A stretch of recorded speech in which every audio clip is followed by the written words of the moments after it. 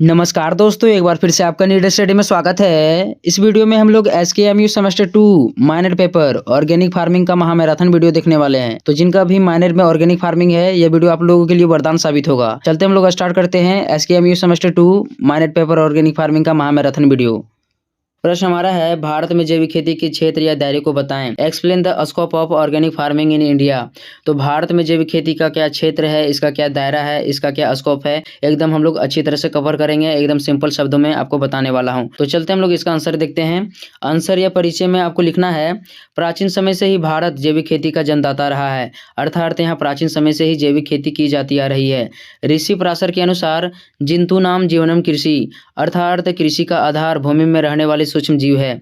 इसके नाम से यह स्पष्ट होता है कि जीवों के सहारे की जाने वाली जीवंत खेती ही जैविक खेती है। यहाँ पर हम लोग जैविक खेती या ऑर्गेनिक फार्मिंग को एकदम सिंपल शब्दों में समझते हैं। देखो, जो भारत है, भारत एक प्राचीन देश है। इसकी इतिहास काफ़ी प्राचीन रहा है। इसका जो अस्तित्व है काफ़ी लंबे समय से बना रहा है। तो यहाँ पर जो खेती की जाती थी जैविक खेती पर आधारित थी, यानी जीवों के सहारे खेती की जाती थी। आज के समय में भी हम लोग देख सकते हैं बैलों के सहारे खेती की जाती है। तो इनके सहारे प्राचीन समय से ही भारत में खेती की जाती आ रही है। जो ऋषि पराशर है, इनका मानना है कि जंतु नाम जीवनम कृषि, यानी जीवों के सहारे की जाने वाली कृषि ही जैविक कृषि है। ऋषि पराशर का क्या मानना है, जंतु नाम जीवनम कृषि, अर्थात कृषि का आधार भूमि में रहने वाले सूक्ष्म जीव हैं। यानी कि जो सूक्ष्म जीव हैं, इनके आधार पर यदि हम खेती करते हैं तो यही जैविक कृषि है। ठीक है, तो यह था इनका थोड़ा सा परिचय। इनको पढ़ लीजिएगा, एकदम मैंने इसको सिंपल वर्ड में लिखा है। नेक्स्ट अब हम लोग देखते हैं। आगे है, जैविक खेती एक ऐसी प्रक्रिया है जिसमें रासायनिक उर्वरकों और रासायनिक दवाओं का प्रयोग न करके केवल प्राकृतिक वस्तुओं के प्रयोग पर जोर दिया जाता है। साथ ही साथ इसमें प्राकृतिक संसाधनों का दोहन को रोकने और पर्यावरण के संतुलन पर भी ध्यान दिया जाता है। तो यहाँ पर जो जैविक खेती है, देखो, जैविक खेती करने का मतलब है कि इसमें जो भी खेती हो रहा है, इसमें हमें रासायनिक उर्वरक और रासायनिक दवाओं का प्रयोग नहीं करना है।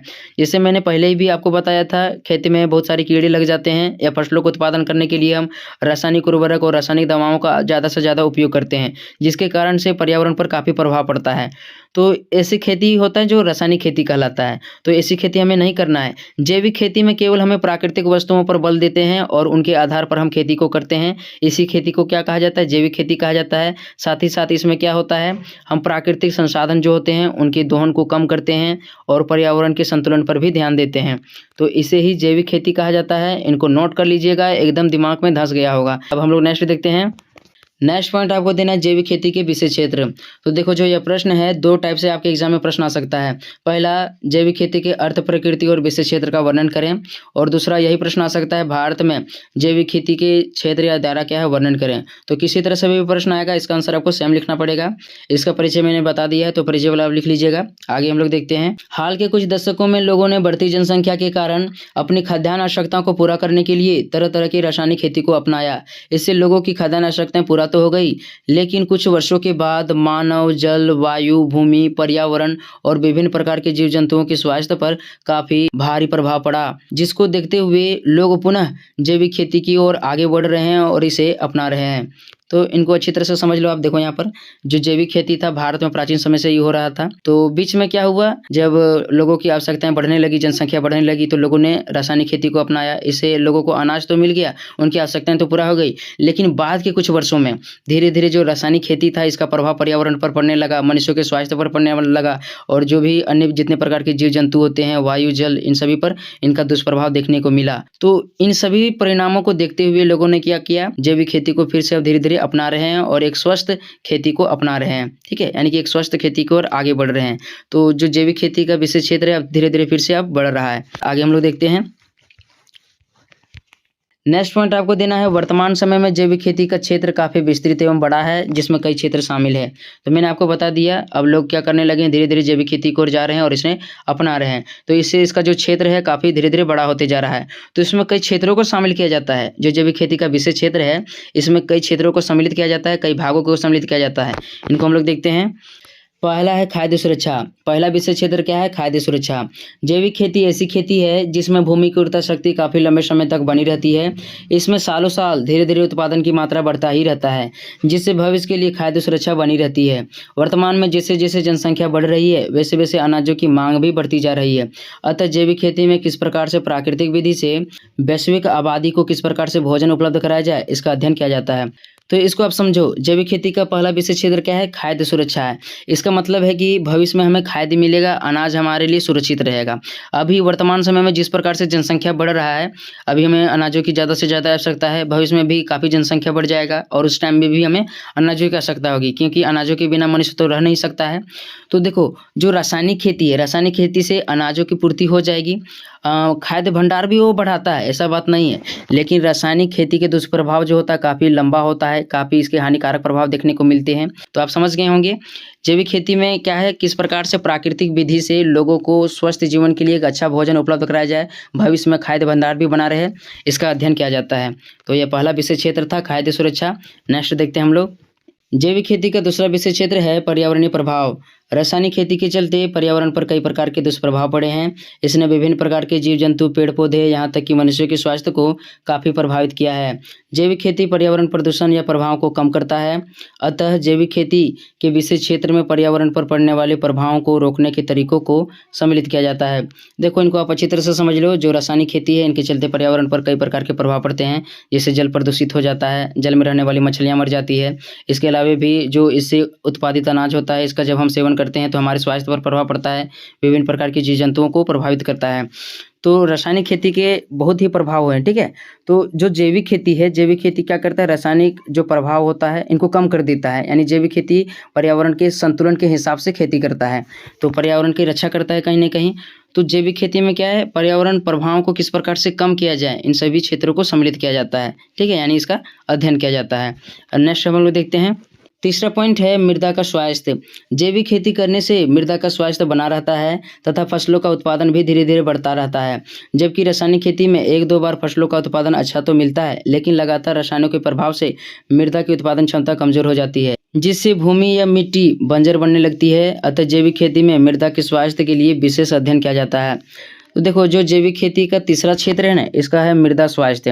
यानी कि जैविक खेती में पूरी तरह से जैविक उर्वरकों का प्रयोग किया जाता है ताकि जो मृदा का स्वास्थ्य है अच्छा तरह से बना रहे। देखो, साफ साफ मतलब है कि जो जैविक खेती का विशेष क्षेत्र है, इसमें मृदा का जो है ना, मृदा का विशेष अध्ययन किया जाता है।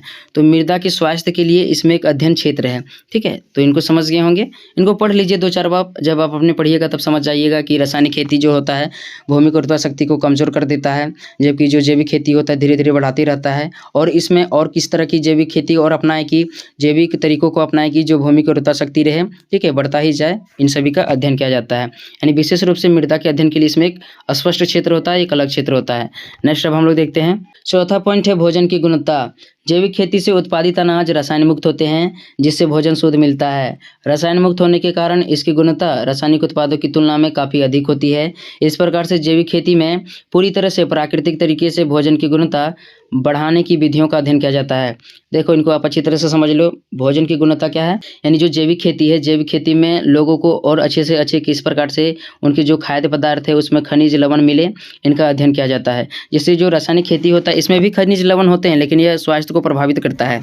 तो जो जैविक खेती होता है इसमें पूरे प्राकृतिक तरीके से किस तरह से भोजन की गुणवत्ता की मात्रा भी बढ़ती जाए और जो उसकी क्षमता है ये लोगों को ज़्यादा से ज़्यादा लाभ पहुँचाए, इसका अध्ययन किया जाता है। तो इनको आप समझ गए होंगे। जैविक खेती के विशेष क्षेत्र में भोजन की गुणवत्ता के लिए एक क्षेत्र होता है जिसका अध्ययन किया जाता है। नेक्स्ट अब हम लोग देखते हैं, 5वां पॉइंट है आर्थिक लाभ। जैविक खेती में आर्थिक लाभ को सम्मिलित किया जाता है, क्योंकि जैविक खेती से मिलने वाले उत्पाद स्वास्थ्य की दृष्टि से अच्छा होता है, जिसके चलते से इसकी मांग बाजार में अधिक होती है। अतः किसानों को इससे अधिक से अधिक आय प्राप्त होता है, जिनसे उन्हें आर्थिक लाभ मिलता है। इसके अलावा यह छोटे किसानों के साथ साथ ग्रामीण क्षेत्रों में रोजगार का अच्छा साधन उपलब्ध कराता है। देखो, आर्थिक लाभ कहने का मतलब क्या है, जो जैविक खेती है ना वो पूरी तरह से स्वास्थ्य के लिए अच्छा होता है। तो कोई भी व्यक्ति चाहेगा कि हमें इस प्रकार के अनाज चाहिए, इस प्रकार की फल सब्जियां चाहिए जो मेरे स्वास्थ्य के लिए अच्छा हो, मेरे परिवार के लिए अच्छा हो, कोई भी खराब नहीं लेना चाहता है। तो जैविक खेती जो है पूरी तरह से यह गारंटी देता है कि यह पूरी तरह से आपके स्वास्थ्य के लिए अच्छा होगा। तो जो इसका मांग है, ठीक है, मांग भी बाजार में ज़्यादा होता है और लोग भी इसे स्वास्थ्य की दृष्टि से खरीद लेते हैं तो मांग अधिक होने के कारण मूल्य भी ज़्यादा मिलता है, तो किसानों को इससे अधिक से अधिक आर्थिक लाभ मिलता है। साथ ही साथ क्या करता है यह, जो ग्रामीण इलाका हो गया, ग्रामीण इलाकों में लोग छोटे छोटे जो किसान हो गए हैं उनको रोजगार देता है, यानी उनके लिए एक अच्छा साधन उपलब्ध कराता है और उनके विकास में भी मदद करता है। तो यह 5वां पॉइंट था आर्थिक लाभ। जैविक खेती का 5वां विषय क्षेत्र क्या था? आर्थिक लाभ। नेक्स्ट अब हम लोग देखते हैं 6ठा पॉइंट है सामाजिक लाभ। जैविक खेती गरीबी उन्मूलन को कम करने का भरपूर प्रयास करती है। इसमें छोटे या गरीब किसानों को विशेष सहायता दी जाती है। साथ ही साथ यह मानव जीवन की गुणवत्ता में सुधार लाता है और भविष्य के लिए खाद्य सुरक्षा सुनिश्चित करती है। तो यहाँ पर सामाजिक लाभ को समझ लो। सामाजिक लाभ कहने का मतलब है कि गरीब जो रहते हैं ना, बहुत सारे समाज में सभी गरीब हैं, लगभग तो सब हर समाज में गरीब मिल जाएगा आपको। जैविक खेती क्या करता है? छोटे किसानों या गरीब लोगों को ज़्यादा मदद करता है, उनके लिए एक विशेष योजनाएं देती है ताकि उन्हें ज़्यादा से ज़्यादा लाभ पहुँचे और उनका विकास हो सके। साथ ही साथ यह क्या करता है? मानव जीवन की जो गुणवत्ता है यह सुधार करता है, यानी कि लोगों को जैविक खेती के माध्यम से सहायता करता है, उनकी आर्थिक सहायता देता है, ठीक है, जिससे उनके जीवन में गुणवत्ता में सुधार होता है और यह भविष्य के लिए खाद्य सुरक्षा भी सुनिश्चित करता है, जिसको मैंने बता दिया आपको, यानी भविष्य के लिए खाद्य भंडार धीरे धीरे बढ़ाते ही रहता है। तो यह सामाजिक लाभ था, इसको समझ गए होंगे। नेक्स्ट देखते हैं हम लोग। नेक्स्ट पॉइंट आपको देना है निष्कर्ष।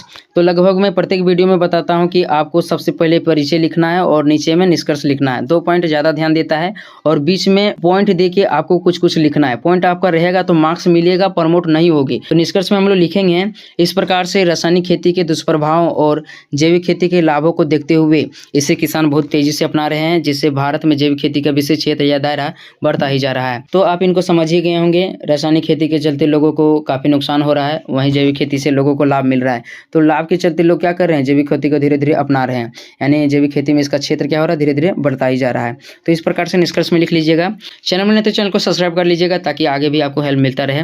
तो मिलते हैं नेक्स्ट वीडियो में, तब तक के लिए धन्यवाद।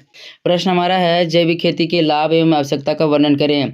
इस वीडियो में हम लोग देखेंगे जैविक खेती के क्या लाभ हैं, इसकी क्या आवश्यकता है, इन सभी पॉइंटों को कवर करेंगे। देखो, जिनका भी ऑर्गेनिक फार्मिंग है सेमेस्टर 2 में, उनके लिए वीडियो बहुत हेल्पफुल होने वाला है। वीडियो को अंत तक देखना ताकि एग्जाम में यह प्रश्न आए तो आप अच्छी तरह से लिख पाओगे। तो चलते हम लोग आंसर देखते हैं। पहला हेडिंग आपको देना है जैविक खेती या ऑर्गेनिक फार्मिंग। वैसी खेती जिसमें रासायनिक उर्वरकों तथा कीटनाशक दवाओं का उपयोग नहीं किया जाता है, पर्यावरण को क्षति नहीं पहुंचाया जाता है तथा कृषि उत्पादन को निरंतर आगे बढ़ाने का प्रयास किया जाता है, जैविक खेती कहलाता है। देखो, जो आपको ये परिभाषा दिख रहा है, इस परिभाषा को मैंने फर्स्ट वाली वीडियो में बताया है। तो जैविक खेती क्या है? जैविक खेती वैसी खेती होती है जिसमें रासायनिक उर्वरकों का प्रयोग नहीं किया जाता है, ना ही इसमें किसी प्रकार का रासायनिक कीटनाशक दवाओं का उपयोग होता है। जैसे मान लेते हैं फसल में किसी प्रकार का कीड़ा लग जाता है, तो कीड़ा को हटाने के लिए इसमें कोई प्राकृतिक विधि का उपयोग किया जाता है, कोई रासायनिक कीटनाशक दवाओं का उपयोग नहीं किया जाता है, क्योंकि इससे कीड़ा तो मर जाएगा, फसल उत्पादन अच्छा तो हो जाएगा, लेकिन इससे पर्यावरण पर काफी दुष्प्रभाव पड़ता है। तो वैसी खेती जिसमें रासायनिक उर्वरकों और रासायनिक कीटनाशक दवाओं का उपयोग नहीं किया जाता है, पर्यावरण का ध्यान रखा जाता है तथा कृषि उत्पादन को निरंतर आगे बढ़ाने का प्रयास किया जाता है, जैविक खेती कहलाता है। तो जैविक खेती के बारे में आप समझ गए होंगे। वैसी खेती जो पर्यावरण के लिए अनुकूल हो, इसमें किसी प्रकार का रासायनिक दवाओं का प्रयोग ना किया जाता हो, यही जैविक खेती कहलाता है। नेक्स्ट देखते हैं हम लोग। आगे है, दूसरे शब्दों में जैविक खेती एक ऐसी कृषि प्रणाली है जो मानव, पशु स्वास्थ्य और पर्यावरण सभी के लिए अनुकूल होती है। अर्थात इसमें मृदा, पर्यावरण, विभिन्न प्रकार के जीव जंतु तथा मनुष्यों की स्वास्थ्य का विशेष ध्यान रखा जाता है। तो देखो, जो जैविक खेती है, जैविक खेती पर्यावरण के लिए अनुकूल होता है, ना केवल पर्यावरण के लिए बल्कि जितने प्रकार के जीव जंतु है, जानवर है, मनुष्य हैं, सभी के लिए अनुकूल हो, ऐसी खेती ही जैविक खेती कहलाता है। इसमें सभी प्रकार के, विभिन्न प्रकार के जीव जंतु, कीड़े मकोड़े और मनुष्यों के स्वास्थ्य का विशेष ध्यान रखा जाता है। तो आप जैविक खेती के बारे में समझ गए होंगे। जैविक खेती के बारे में ये थोड़ा सा परिचय था, इसको नोट कर लीजिए। नेक्स्ट देखते हैं हम लोग। नेक्स्ट पॉइंट आपको देना है जैविक खेती के लाभ, यानी जैविक खेती करने से क्या बेनिफिट होता है, क्या प्रॉफिट होता है, उसे देखते हैं। पहला पॉइंट है पर्यावरण सुरक्षा। जैविक खेती में रासायनिक उर्वरकों और कीटनाशकों का उपयोग लगभग ना के बराबर की जाती है, जिससे पर्यावरण में जहरीले तत्व प्रसारित नहीं हो पाते हैं। अतः पर्यावरण सुरक्षा की दृष्टि से जैविक खेती बहुत ही लाभदायक है। देखो, जैविक खेती का पहला लाभ क्या है? पर्यावरण सुरक्षा है। पर्यावरण सुरक्षा करने का मतलब है जैविक खेती में किसी प्रकार का रासायनिक उर्वरक या केमिकल्स का उपयोग नहीं होता है, जिससे जो रासायनिक केमिकल्स होता है इसका पर्यावरण पर दुष्प्रभाव नहीं पड़ पाता है और पर्यावरण सुरक्षित एवं स्वच्छ रहता है। यह पहला लाभ था। नेक्स्ट देखते हैं हम लोग। दूसरा पॉइंट है स्वास्थ्य लाभ। जैविक खाद्य पदार्थों में कोई रासायनिक अवशेष नहीं होते हैं, अतः स्वास्थ्य की दृष्टि से यह मानव के साथ साथ भूमि, पशु और पर्यावरण आदि सभी के लिए लाभदायक होता है। देखो, अभी हमने आपको बताया कि जैविक खेती में किसी प्रकार का रासायनिक उर्वरक का उपयोग नहीं किया जाता है, यह रसायन मुक्त होता है, जिससे इससे जो उत्पादित अनाज होता है, जो खाद्य पदार्थ होता है, वह स्वास्थ्य की दृष्टि से सभी के लिए, चाहे वह पशु हो, मनुष्य हो या पर्यावरण हो, सभी के लिए अच्छा होता है। तो जैविक खेती या जैविक उत्पादों के सेवन करने से स्वास्थ्य अच्छा रहता है। यह दूसरा लाभ था। नेक्स्ट देखते हैं हम लोग। तीसरा पॉइंट है आर्थिक लाभ, यानी जैविक खेती करने से किसानों को आर्थिक लाभ पहुंचता है। जैविक खेती से प्राप्त होने वाले उत्पादों का मूल्य सामान्य परंपरागत या रासायनिक आधार पर किए जाने वाली खेती से मिलने वाले उत्पादों की तुलना में बहुत अधिक होता है। देखो, जो जैविक खेती होता है, इसमें जो उत्पादित अनाज होता है, जो खाद्य पदार्थ होता है, सामान्य तौर पर जो रासायनिक खेती से उत्पादित अनाज होता है, उसके तुलना में इसका मूल्य बहुत अधिक होता है, क्योंकि जो जैविक पदार्थ होता है एकदम शुद्ध होता है, यह स्वास्थ्य के लिए अच्छा होता है।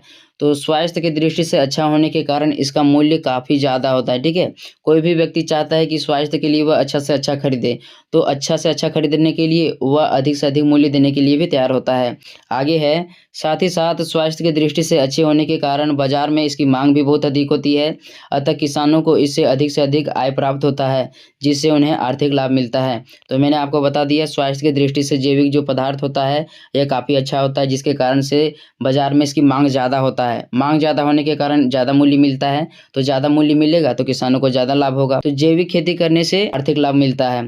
ठीक है, यह तीसरा लाभ था। नेक्स्ट देखते हैं हम लोग। चौथा पॉइंट है भूमि की उर्वरता शक्ति को बनाए रखना। जैविक खेती भूमि की उर्वरता शक्ति को धीरे धीरे बढ़ाती ही रहती है। इसके अलावा यह वर्तमान के साथ साथ भविष्य के लिए भी खाद्य सुरक्षा सुनिश्चित करती है। अतः भविष्य या आने वाली पीढ़ियों के विकास की दृष्टि से जैविक खेती बहुत ही लाभदायक है।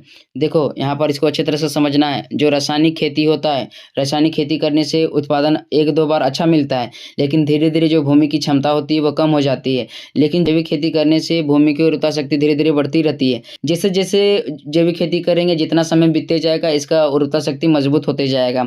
साथ ही साथ क्या होता है, भविष्य में इसका जो होगा ना, खाद्य सुरक्षा अधिक से अधिक होगा। तो जैविक खेती करने से भूमि की उर्वरता शक्ति बढ़ती है, साथ ही साथ भविष्य के लिए खाद्य सुरक्षा भी सुनिश्चित होती है। अतः आने वाली पीढ़ियों के विकास की दृष्टि से जैविक खेती बहुत ही लाभदायक है। तो यह चौथा लाभ था। नेक्स्ट देखते हैं हम लोग। जैविक खेती का पांचवा लाभ है कम पानी की आवश्यकता। जीवांश खादों के प्रयोग से भूमि में जल धारण करने की क्षमता बढ़ती है, जिससे अनाजों या फसलों के उत्पादन में कम सिंचाई की आवश्यकता पड़ती है। अतः जैविक खेती से किसानों को कम सिंचाई में ही अच्छी खासी फसलों का लाभ मिलता है। देखो, यहाँ अच्छी तरह से समझना है। जो जैविक खेती होता है, इसमें जीवाश्म खाद या जैविक खादों का प्रयोग किया जाता है। इन खादों के प्रयोग करने से जो होता है ना, भूमि में जल धारण करने की क्षमता बढ़ती है। यानी यदि आप एक बार सिंचाई कर देते हैं तो वही जो सिंचाई की क्षमता होगी काफ़ी लंबी समय तक बनी रहेगी, जिससे क्या होगा, ज़्यादा से ज़्यादा सिंचाई नहीं करना पड़ेगा, कम जल की आवश्यकता होगी। यानी कि देखो, कोई भी फसल में अधिक से अधिक आप सिंचाई करेंगे तो उसमें पैसा भी अधिक से अधिक लगता है। तो जैविक खेती जो होता है, इसमें कम पानी से ही फसलों का उत्पादन अच्छी खासी हो जाता है, तो इससे किसानों को लाभ मिलता है। ठीक है, यानी जो सिंचाई में जो पैसा लगता है वह बच जाता है। तो यह पांचवा लाभ था, कम पानी की आवश्यकता। नेक्स्ट देखते हैं हम लोग। छठा लाभ है भोजन में पोषक तत्वों की क्षमता में वृद्धि। जैविक खेती से उत्पादित अनाज रसायन मुक्त होते हैं, जिससे भोजन शुद्ध मिलता है। रसायन मुक्त होने के कारण इसमें कई तरह के खनिज लवण होते हैं, जिसकी क्षमता रासायनिक उर्वरकों की तुलना में पोषक तत्वों की क्षमता कई गुना अधिक होती है। इस प्रकार से जैविक तरीके से उगाए गए अनाज सेहत के लिए काफ़ी फायदेमंद होते हैं।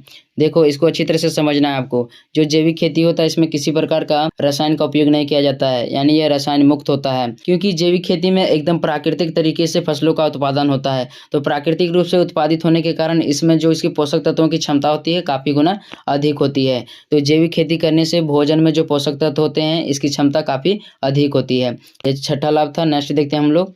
सातवां पॉइंट है जैव विविधता में वृद्धि। जैविक खेती विभिन्न प्रकार के जीव जंतु, कीड़े मकोड़े, जानवर आदि को नुकसान नहीं पहुंचाती है। इस खेती को करने के लिए कई तरह की जानवर की आवश्यकता पड़ती है, जैसे गाय, बैल, भैंस आदि। देखो, जैविक खेती क्या होता है, जैविक खेती में कई प्रकार के जो होते हैं ना, जानवरों की आवश्यकता पड़ती रहती है, जिससे गाय हो गया, बैल हो गया, भैंस हो गया। गाय का जो गोबर होता है, ठीक है, उसका प्रयोग खाद्य के रूप में खेतों में किया जाता है, जैविक खेती में किया जाता है। इसके अलावा जो बैल हो गया, बैलों से हल चलाया जाता है। यानी इसमें एकदम पूरे जो खेती होता है एकदम प्राकृतिक विधि से किया जाता है।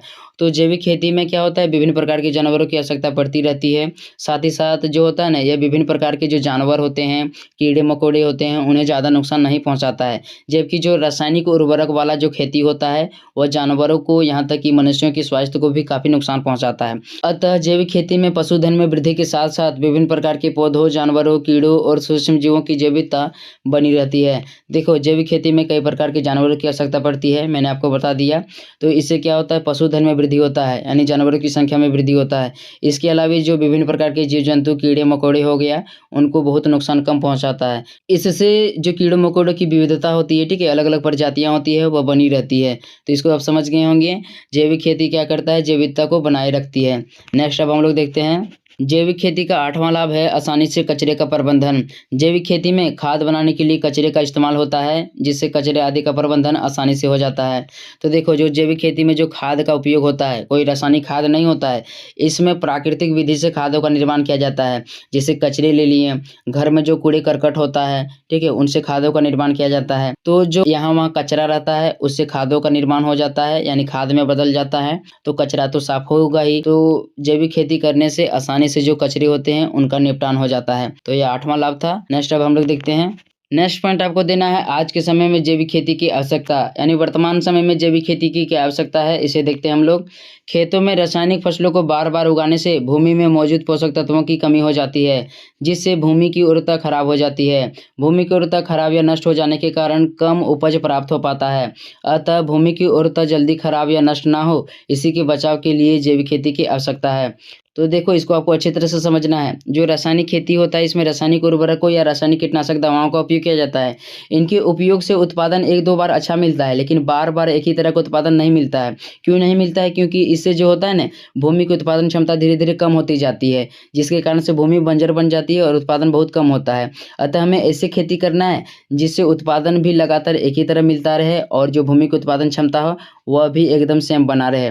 तो इसी के लिए हमें क्या है, जैविक खेती की आवश्यकता है। आगे हम लोग देखते हैं। आगे है, साथ ही साथ मिट्टी के कटाव या क्षरण को रोकने, भूमि की उर्वरता में वृद्धि करने, भूमि की भौतिक, रासायनिक तथा जैविक दशाओं में संतुलित स्थापित करने, कीटों, रोगों तथा खरपतवार को रोकने, पर्यावरण को संतुलित और स्वच्छ बनाए रखने, स्थानीय स्तर के छोटे किसानों का आर्थिक विकास करने, विभिन्न प्रकार के जीव जंतु, पर्यावरण तथा मानव की स्वास्थ्य की दृष्टि से आज जैविक खेती बहुत ही आवश्यक है। तो देखो, जो जैविक खेती है, इसकी आवश्यकता केवल भूमि की उत्पादन क्षमता में वृद्धि करना नहीं है, बल्कि इसके द्वारा मिट्टी के कटाव या क्षरण को कम करना है, पर्यावरण को संतुलित और स्वच्छ बनाए रखने का प्रयास करना है, छोटे छोटे जो स्थानीय स्तर के किसान होते हैं उनको आर्थिक विकास पहुंचाना है, आर्थिक लाभ पहुंचाना है। साथ ही साथ विभिन्न प्रकार के जो जीव जंतु होते हैं, पर्यावरण है और मनुष्य हैं, इनके स्वास्थ्य का भी लाभ रखना है। इनकी दृष्टि से भी जो जैविक खेती है, इनकी बहुत ही आवश्यकता है। तो इनकी आवश्यकता को आप समझ गए होंगे। 2-4 बार आपको पढ़ना है, यहाँ बहुत सारे पॉइंट है। इन पॉइंटों को आप ले करके बहुत सारे पॉइंट बना सकते हैं और उसमें एग्जाम में लिख सकते हो, ठीक है। तो इनको ट्राई कर लीजिएगा लिखने का। नेक्स्ट अब हम लोग देखते हैं। नेक्स्ट पॉइंट आपको देना है निष्कर्ष। निष्कर्ष में आपको लिखना है, इस प्रकार से उपरोक्त तथ्यों के आधार पर कहा जा सकता है कि जैविक खेती के कई लाभ हैं, जिसका हमारे और हमारे आने वाली पीढ़ियों दोनों के स्वस्थ जीवन और सतत विकास के लिए बहुत ही लाभदायक है। देखो, जैविक खेती के अभी हम लोगों ने बहुत सारे लाभ देखे हैं, लगभग 8 लाभ देखे हैं।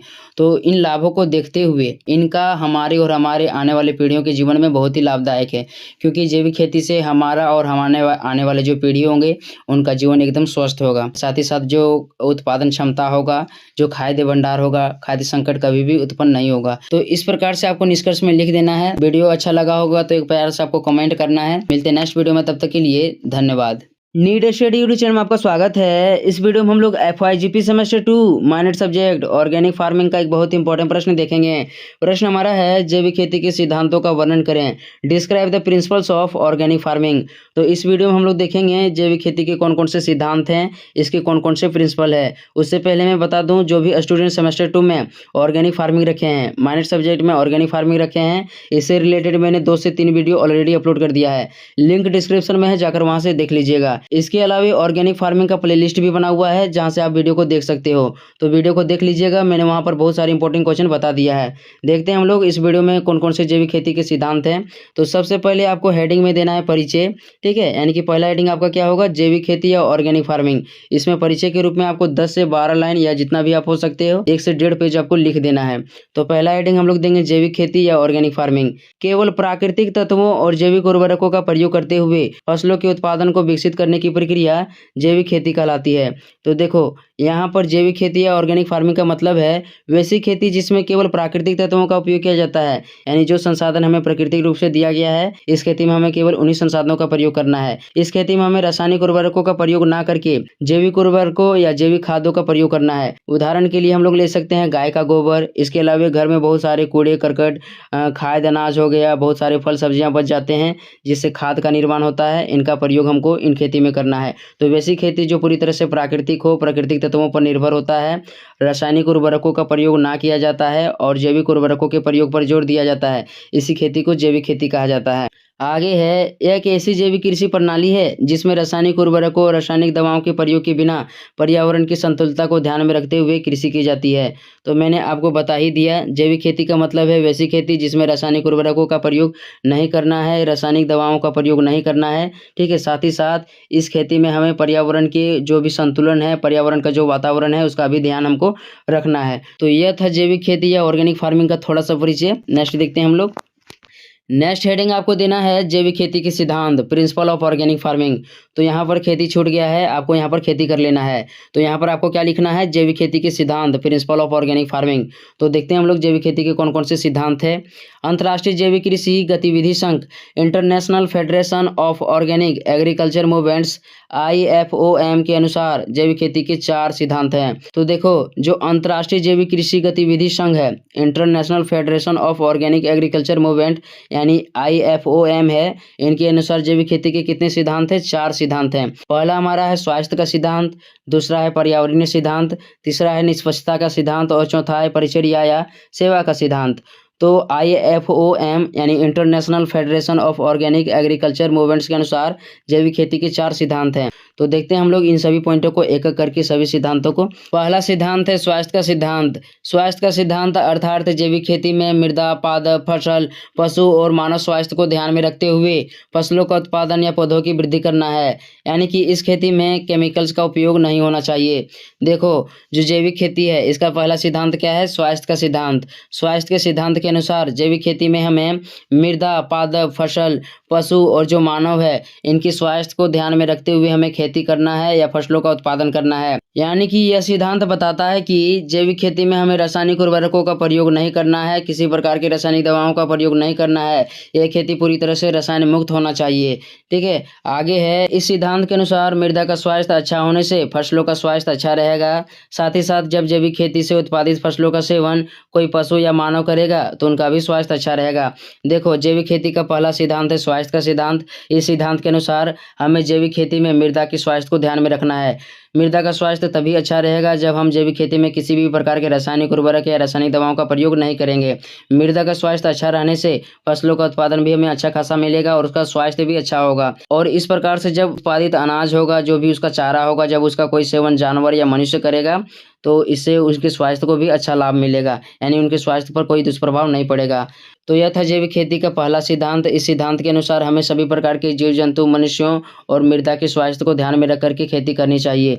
नेक्स्ट देखते हैं अब हम लोग। दूसरा सिद्धांत है पारिस्थितिकी का सिद्धांत। जैविक खेती पारिस्थितिकी एवं सजीव पद्धतियों और प्राकृतिक चक्रों पर आधारित होनी चाहिए। अर्थात इस सिद्धांत के अनुसार जैविक खेती को पारिस्थितिक चक्रों के साथ कार्य करना चाहिए, साथ ही साथ इनकी निरंतरता बनी रहनी चाहिए। देखो, जैविक खेती का दूसरा सिद्धांत है पारिस्थितिकी का सिद्धांत। इस सिद्धांत के अनुसार जो खेती होगा, ठीक है, जैविक खेती वह पूरी तरह से प्राकृतिक वातावरण पर निर्भर होना चाहिए, प्राकृतिक चक्रों पर निर्भर होना चाहिए। यानी कि जितना भी हम लोग काम करेंगे खेती में, ठीक है, वह पूरी तरह से प्राकृतिक तत्वों के आधार पर एक के बाद उनका कर्म रहना चाहिए। यानी कि जैसे अभी हम लोग पहले खेतों की जुताई करेंगे तो वह पूरी तरह से प्राकृतिक होनी चाहिए, यानी कि बेलों से हम लोग खेतों की जुताई करेंगे। इस खेती में जो हम लोग खाद का उपयोग करेंगे वह भी पूरी तरह से प्राकृतिक होनी चाहिए। यानी कि इसमें गोबर का उपयोग होना चाहिए, जो भी अन्य कूड़े करकट होते हैं, जो घरेलू सामान होते हैं जिनसे खाद बनता है, उनका उपयोग होना चाहिए। यानी कि जैविक खेती का जो दूसरा सिद्धांत है पारिस्थितिकी का सिद्धांत, इस सिद्धांत के अनुसार हमें जैविक खेती में प्राकृतिक तत्वों का जो चक्र है उसको हमेशा ध्यान में रखना है, इसकी निरंतरता को हमें हमेशा बनाए रखना है। यह नहीं कि हम 2-3 बार प्राकृतिक तत्वों के आधार पर खेती कर लिए, जैविक आधार पर खेती कर लिए, इसके बाद हम इसमें रासायनिक प्रयोग करने लगे, तो यह बिल्कुल गलत है। इस सिद्धांत के अनुसार हमें इस खेती में एकदम प्राकृतिक तत्वों को ध्यान में रखना है और जो रासायनिक उर्वरक हो गया इनका प्रयोग एकदम नहीं होना चाहिए। तो यह था पारिस्थितिक सिद्धांत। नेक्स्ट देखते हैं हम लोग। तीसरा है निष्पक्षता अथवा न्यायसंगतता का सिद्धांत। इस सिद्धांत के अनुसार जैविक खेती पर्यावरण में उपस्थित सभी जीवों के पारस्परिक संबंधों को सुदृढ़ करने पर विशेष बल देती है, जिससे कि किसी भी जीव के साथ अन्याय या फिर उसका अत्यधिक दोहन ना हो। देखो, तीसरे सिद्धांत को आप अच्छी तरह से समझो। जैविक खेती का तीसरा सिद्धांत है निष्पक्षता या न्यायसंगतता का सिद्धांत। इसका मतलब है जैविक खेती में आप जिन भी चीज़ों का उपयोग कर रहे हो उसका अत्यधिक दोहन नहीं होना चाहिए। जैसे आप मतलब बेल का उपयोग कर रहे हैं, बेलों के माध्यम से क्या होता है, खेतों की जुताई होता है, तो खेतों की जुताई आप बेलों के द्वारा कर रहे हैं, ये ठीक है, ये जैविक तरीका है। लेकिन इतना भी बेलों को परेशान नहीं कर देना कि वो मरने लायक में आ जाए। तो तीसरा सिद्धांत यही कहता है कि इस खेती में हमें क्या करना है, जो भी चीज़ का हम उपयोग कर रहे हैं उसका अत्यधिक दोहन नहीं होना चाहिए, उसके हितों को भी ध्यान में रखना चाहिए। नेक्स्ट अब हम लोग देखते हैं, यह तीसरा सिद्धांत था। चौथा सिद्धांत है स्वास्थ्य का सिद्धांत। जैविक खेती को एक सेवा भाव के रूप में जिम्मेदारी के साथ किया जाना चाहिए, जिससे कि वर्तमान जनसंख्या और आने वाली पीढ़ियों के स्वास्थ्य के हितों की अवहेलना ना हो और साथ ही साथ पर्यावरण के स्वास्थ्य पर भी कोई दुष्प्रभाव ना पड़े। देखो, चौथा सिद्धांत है स्वास्थ्य का सिद्धांत। इसको अच्छी तरह से समझना है आपको। चौथा सिद्धांत क्या है, स्वास्थ्य का सिद्धांत। इनके अनुसार जैविक खेती में, ठीक है, जैविक खेती में हमें क्या करना है, जो भी हम काम करते हैं हमें सेवा भाव के रूप में, एक सेवक के रूप में काम करना है। यानी कि जब हम फसलों का उत्पादन करते हैं तो हमें लाभ लेने के चक्कर में ऐसे ऐसे चीज़ों का प्रयोग नहीं कर देना है जिससे कि किसी के स्वास्थ्य के लिए खराब हो।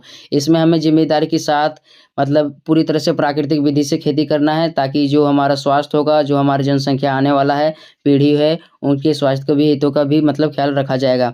ठीक है, तो इस सिद्धांत के अनुसार हमें सेवा भाव के रूप में कार्य करना है। आगे इसी में है, अर्थात जैविक खेती या ऑर्गेनिक फार्मिंग में एक सेवक के रूप में फसलों की शुद्धता और स्वास्थ्य हितों का विशेष ध्यान रखा जाना चाहिए। यानी कि चौथा सिद्धांत क्या कहता है, इसमें हमें पूरी तरह से प्राकृतिक विधि से ही खेती करना चाहिए, ताकि जो जीव जंतुओं का स्वास्थ्य है या जो मानव है इसका स्वास्थ्य अच्छा हो सके। इसमें हमें पूरी तरह से जो फसलों की शुद्धता है इसको ध्यान में रखना चाहिए।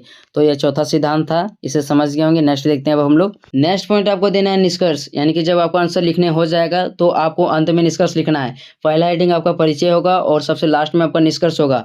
बीच में आप जो भी लिखो आपकी मर्जी होगा, ठीक है, लेकिन 2 पॉइंटों को आपको नहीं भूलना है। निष्कर्ष में हम लोग लिखेंगे, उपरोक्त सभी सिद्धांत मिलकर जैविक खेती को एक स्वस्थ और संतुलित प्रकार की कृषि बनाते हैं, जो पर्यावरण को संतुलितता और सुरक्षा का विशेष ध्यान रखते हैं, साथ ही साथ छोटे बड़े समुदायों के विकास को भी समर्थन देते हैं। देखो, निष्कर्ष का मतलब यही है कि जो आपने ऊपर में लिखा, ठीक है, उसका कुछ आपको शॉर्ट में लिख देना है। तो जैविक खेती का मतलब यही है कि इसमें हमें पर्यावरण की संतुलितता को ध्यान में रखना है, और जो भी छोटे बड़े किसान हो गए जो गाँव में अक्सर होते हैं, जो काफ़ी पिछड़े होते हैं, जैविक खेती उनको भी आगे बढ़ाने का काम करता है। तो इस प्रकार से निष्कर्ष में आपको लिख लेना है। चैनल में नहीं तो चैनल को सब्सक्राइब कर लीजिएगा। नीड स्टडी टू चैनल में आपको स्वागत है। इस वीडियो में हम लोग सेमेस्टर 2 माइनर ऑर्गेनिक फार्मिंग का एक मोस्ट इंपॉर्टेंट प्रश्न कवर करने वाले हैं। प्रश्न हमारा है, भारत में जैविक खेती की संभावनाएं और चुनौतियों का वर्णन करें। तो प्रश्न को अच्छी तरह से आपको समझना है। भारत में जैविक खेती की क्या संभावनाएं हैं, भविष्य में इसका स्वरूप कैसा होगा, वर्तमान समय में इसको अपनाने में कौन कौन सी चुनौतियां आ रही है, इन सभी पॉइंटों को लिखना पड़ेगा आपको। जो यह प्रश्न है जैविक खेती की संभावनाएं, इस तरह से भी पूछा जा सकता है, जैविक खेती की संभावनाएं और सीमाओं का वर्णन करें। तो जिस तरह से भी क्वेश्चन आता है उसका आंसर आपको सेम लिखना पड़ेगा। देखो, सबसे पहले आपको जो है ना इंग्लिश में प्रश्न को नोट करना है, क्योंकि ज़्यादा चांसेस है कि आपका जो प्रश्न है इंग्लिश में ही रहेगा, क्योंकि फर्स्ट सिटिंग वालों का जो पेपर है वह इंग्लिश में ही आया है। तो आप लोग इंग्लिश में इसे नोट कर लो। Discuss the possibilities and delimitation of organic farming, यानी कि ऑर्गेनिक फार्मिंग का क्या पॉसिबिलिटीज़ है, इसकी क्या संभावनाएँ हैं और इसका क्या सीमाएँ हैं, इसको आपको लिखना पड़ेगा। तो हम लोग चलते हैं, इसका आंसर देखते हैं। आंसर में आपको लिखना है जैविक खेती का भविष्य और संभावनाएं। इस तरह से आपको टॉपिक देना है। सबसे पहले इसमें हम लोग लिखेंगे, बढ़ती स्वास्थ्य समस्या के कारण वर्तमान और आने वाला भविष्य जैविक खेती का ही है। जैविक खेती का बिना मानव, वनस्पति और पशु जगत का जीवन संकट में पड़ जाएगा। हम जैविक खेती के भविष्य या संभावनाओं को निम्न प्रकार से समझ सकते हैं। तो यहाँ आप लोग इनको समझ लो। जो जैविक खेती है, जैविक खेती पूरी तरह से प्राकृतिक विधि से खेती की जाने वाली है और मतलब खेती की जाती है इसमें। साथ ही साथ जो होता है ना, इससे जो भी उत्पादित अनाज होता है या स्वास्थ्य के लिए, हमारे स्वास्थ्य के लिए अच्छा होता है, पर्यावरण के लिए अच्छा होता है, सभी के लिए अनुकूल होता है। तो स्वास्थ्य की दृष्टि से या जितने भी और भी लाभ हैं, इसको देखते हुए भविष्य में इसकी कई संभावनाएँ हैं। इन सभी पॉइंटों को अभी हम लोग देखते हैं। तो चलते हैं हम लोग, इसकी कौन-कौन सी संभावनाएँ हैं, इसको देखते हैं हम लोग। देखो, फर्स्ट पॉइंट आपको देना है बढ़ती जागरूकता। पहला पॉइंट आपको क्या देना है? बढ़ती जागरूकता। अब जैविक खेती के प्रति लोगों की जागरूकता बढ़ती ही जा रही है। जैविक खेती से मिलने वाले लाभ, खास करके स्वास्थ्य और पर्यावरण संबंधी लाभों के बारे में लोगों की जानकारी धीरे-धीरे बढ़ रही है, जिससे भविष्य में जैविक खेती की संभावनाएँ साफ दिखाई दे रही है। तो पहला पॉइंट आपको क्या देना है? बढ़ती जागरूकता देना है। यानी कि जो लोग हैं जैविक खेती के प्रति धीरे-धीरे जागरूक हो रहे हैं। आप लोगों को मतलब लोगों को पता चल रहा है कि जैविक खेती अपनाने से क्या हो रहा है, स्वास्थ्य के प्रति उनके लिए लाभदायक होगा। क्योंकि कहीं न कहीं जो रासायनिक खेती होता है, उन्हें नुकसान पहुँचाया है और इससे ज़्यादा से ज़्यादा नुकसान होता है। तो लोग क्या कर रहे हैं, धीरे-धीरे जैविक खेती के प्रति जागरूक हो रहे हैं, जिससे भविष्य में इसकी संभावनाएँ दिखाई दे रही है। नेक्स्ट अब हम लोग देखते हैं, दूसरा पॉइंट आपको देना है सरकारी समर्थन। इसे देखो आप लोग, चाहे केंद्र की सरकार हो या फिर राज्य की सरकारें, ये सभी जैविक खेती को प्रोत्साहित करने के लिए काम कर रही है।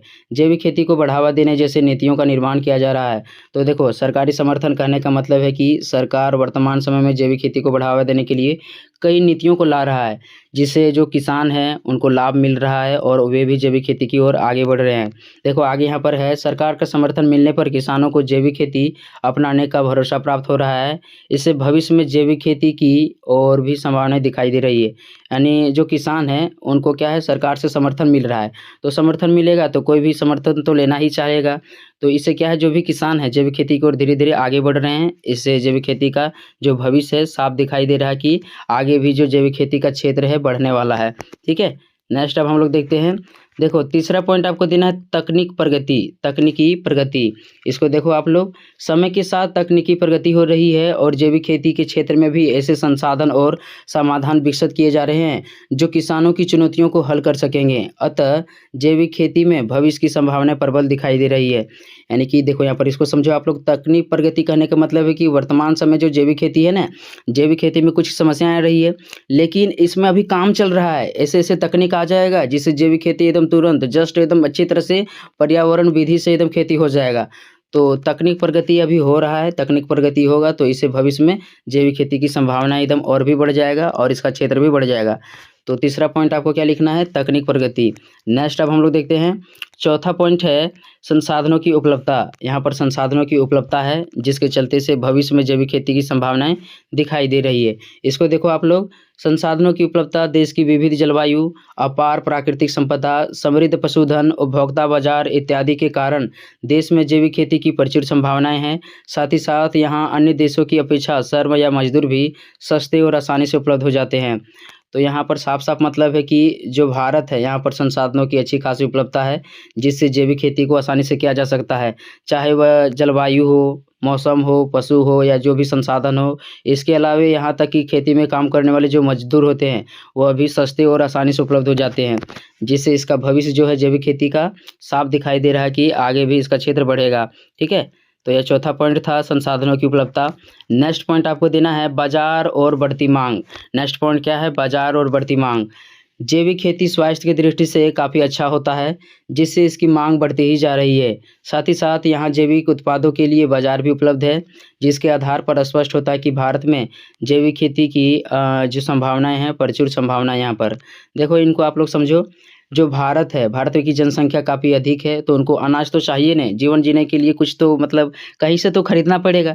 तो यहाँ पर जनसंख्या अधिक होने के कारण उपलब्ध बाज़ार भी है और जो जैविक खेती है, जो रहता है ना, स्वास्थ्य की दृष्टि से, पर्यावरण की दृष्टि से सभी के लिए अनुकूल होता है, तो इसकी भी माँग भी अधिक होती है। चाहे वह कितना भी महँगा क्यों ना हो, लोग चाहते हैं कि हमारे स्वास्थ्य के लिए हमें अच्छा मिले, चाहे वह कितना भी पैसा लगे, हम देने के लिए तैयार हैं। तो ऐसे में जो इसका मतलब उपलब्ध बाज़ार है और स्वास्थ्य की दृष्टि से अच्छी होने के कारण जो जैविक खेती है, इसका भविष्य यहाँ पर साफ दिखाई दे रहा है। तो पाँचवाँ आपको क्या लिखना है? उपलब्ध बाज़ार और बढ़ती माँग। ठीक है? नेक्स्ट अब हम लोग देखते हैं। नेक्स्ट पॉइंट आपको देना है जैविक खेती अपनाने में आने वाली चुनौतियाँ। तो जैविक खेती को अपनाएँगे या अभी जो अपना रहे हैं लोग, उनको कैसी-कैसी चुनौतियाँ आ रही है, इनको आप लोग देखो अभी। वर्तमान में जैविक खेती का बहुत ही महत्व है।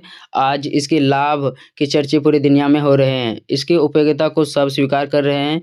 इसके बावजूद भी देश और दुनिया में इसका क्षेत्रफल बहुत कम है, क्योंकि इसे अपनाने में कई चुनौतियाँ आ रही है, जिसे निम्न प्रकार से समझा जा सकता है।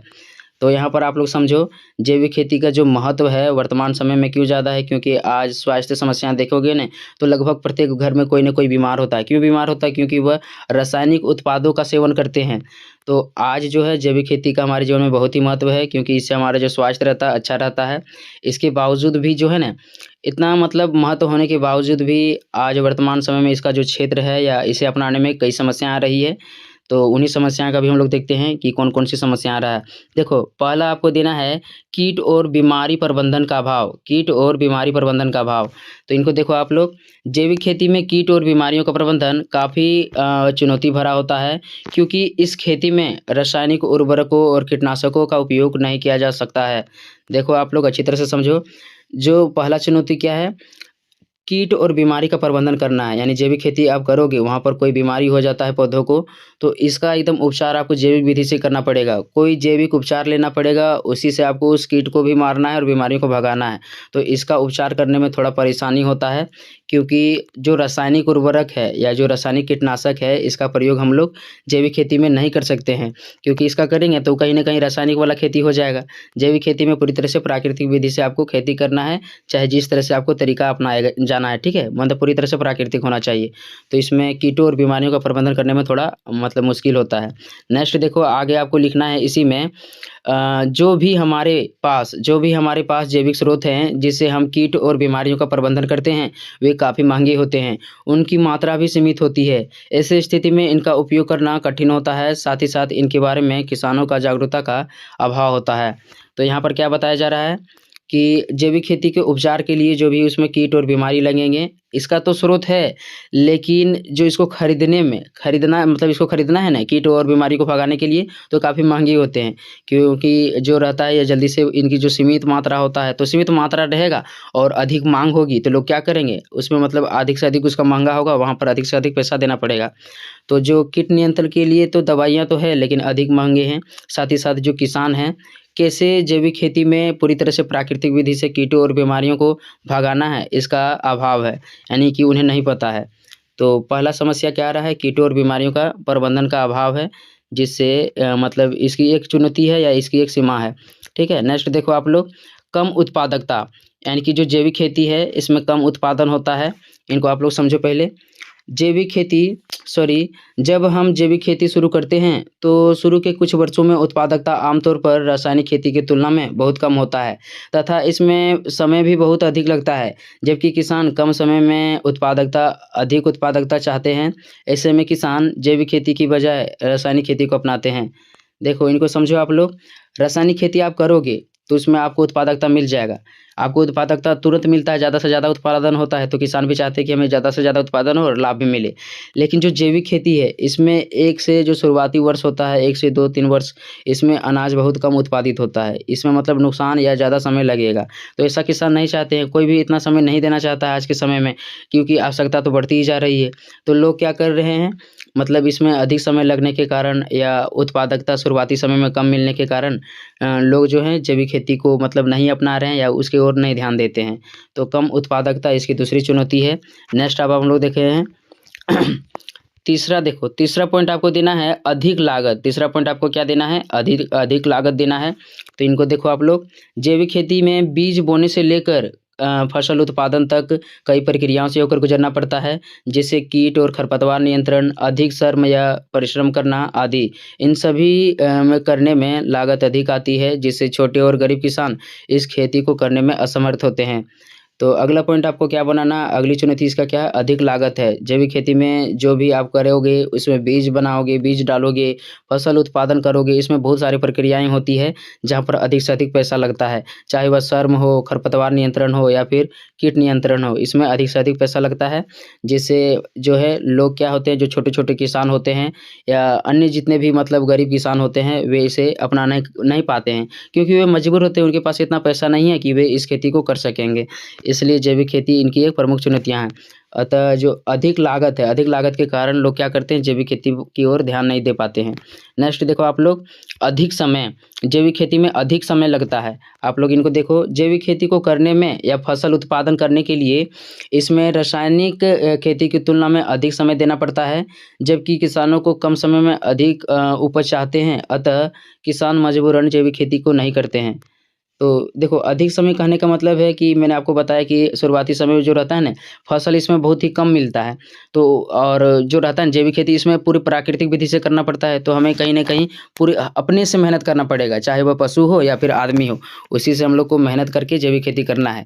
तो इसमें अधिक समय लगता है और कोई भी किसान अधिक समय नहीं देना चाहता है, जबकि रासायनिक जो खेती होता है इसमें आसानी से जल्दी से अनाजों का उत्पादन हो जाता है। कम ही महीनों में, 2 से 3 महीनों में तो अनाज का उत्पादन हो जाता है। तो लोग क्या करते हैं, अधिक समय देने के कारण मतलब जैविक खेती की ओर ध्यान नहीं दे पा रहे हैं, इसकी एक प्रमुख चुनौती है। नेक्स्ट अब हम लोग देखते हैं, 5वां चुनौती है प्रमाणीकरण और विपणन। इस पॉइंट को आपको देखना है अच्छी तरह से, प्रमाणीकरण और विपणन। देखो यहाँ आप लोग, जैविक उत्पादों को प्रमाणित और बाजार में बेचना एक चुनौती है, क्योंकि इसके लिए अतिरिक्त लागत, प्रयास लगते हैं। जैविक उत्पादों की बिक्री के लिए सर्टिफिकेट या प्रमाणीकरण की आवश्यकता पड़ती है। तो यदि आप जैविक खेती करती हो तो उसको आपको मतलब उसकी खेती को करने के लिए आपको एक प्रमाण लेना पड़ेगा, सर्टिफिकेट लेना पड़ेगा कि आपका जो उत्पाद होगा पूरी तरह से जैविक उत्पाद होगा, पूरी तरीके से आप प्राकृतिक उत्पाद से एकदम प्राकृतिक विधि से मतलब खेती को कर रहे हैं। तो इसके लिए एक सर्टिफिकेट की आवश्यकता पड़ती है, जो आसानी से नहीं मिल पाता है, और मिल भी पाता है तो इसमें बहुत स पैसा लगता है, ज़्यादा से ज़्यादा पैसा लगता है। आगे आप लोग देखो, इसमें आगे आपको लिखना है सर्टिफिकेट लेने सर्टिफिकेट लेने के लिए एक विस्तृत प्रक्रिया होती है। उस प्रक्रिया को समझना और उसका अनुपालन करना थोड़ा कठिन होता है।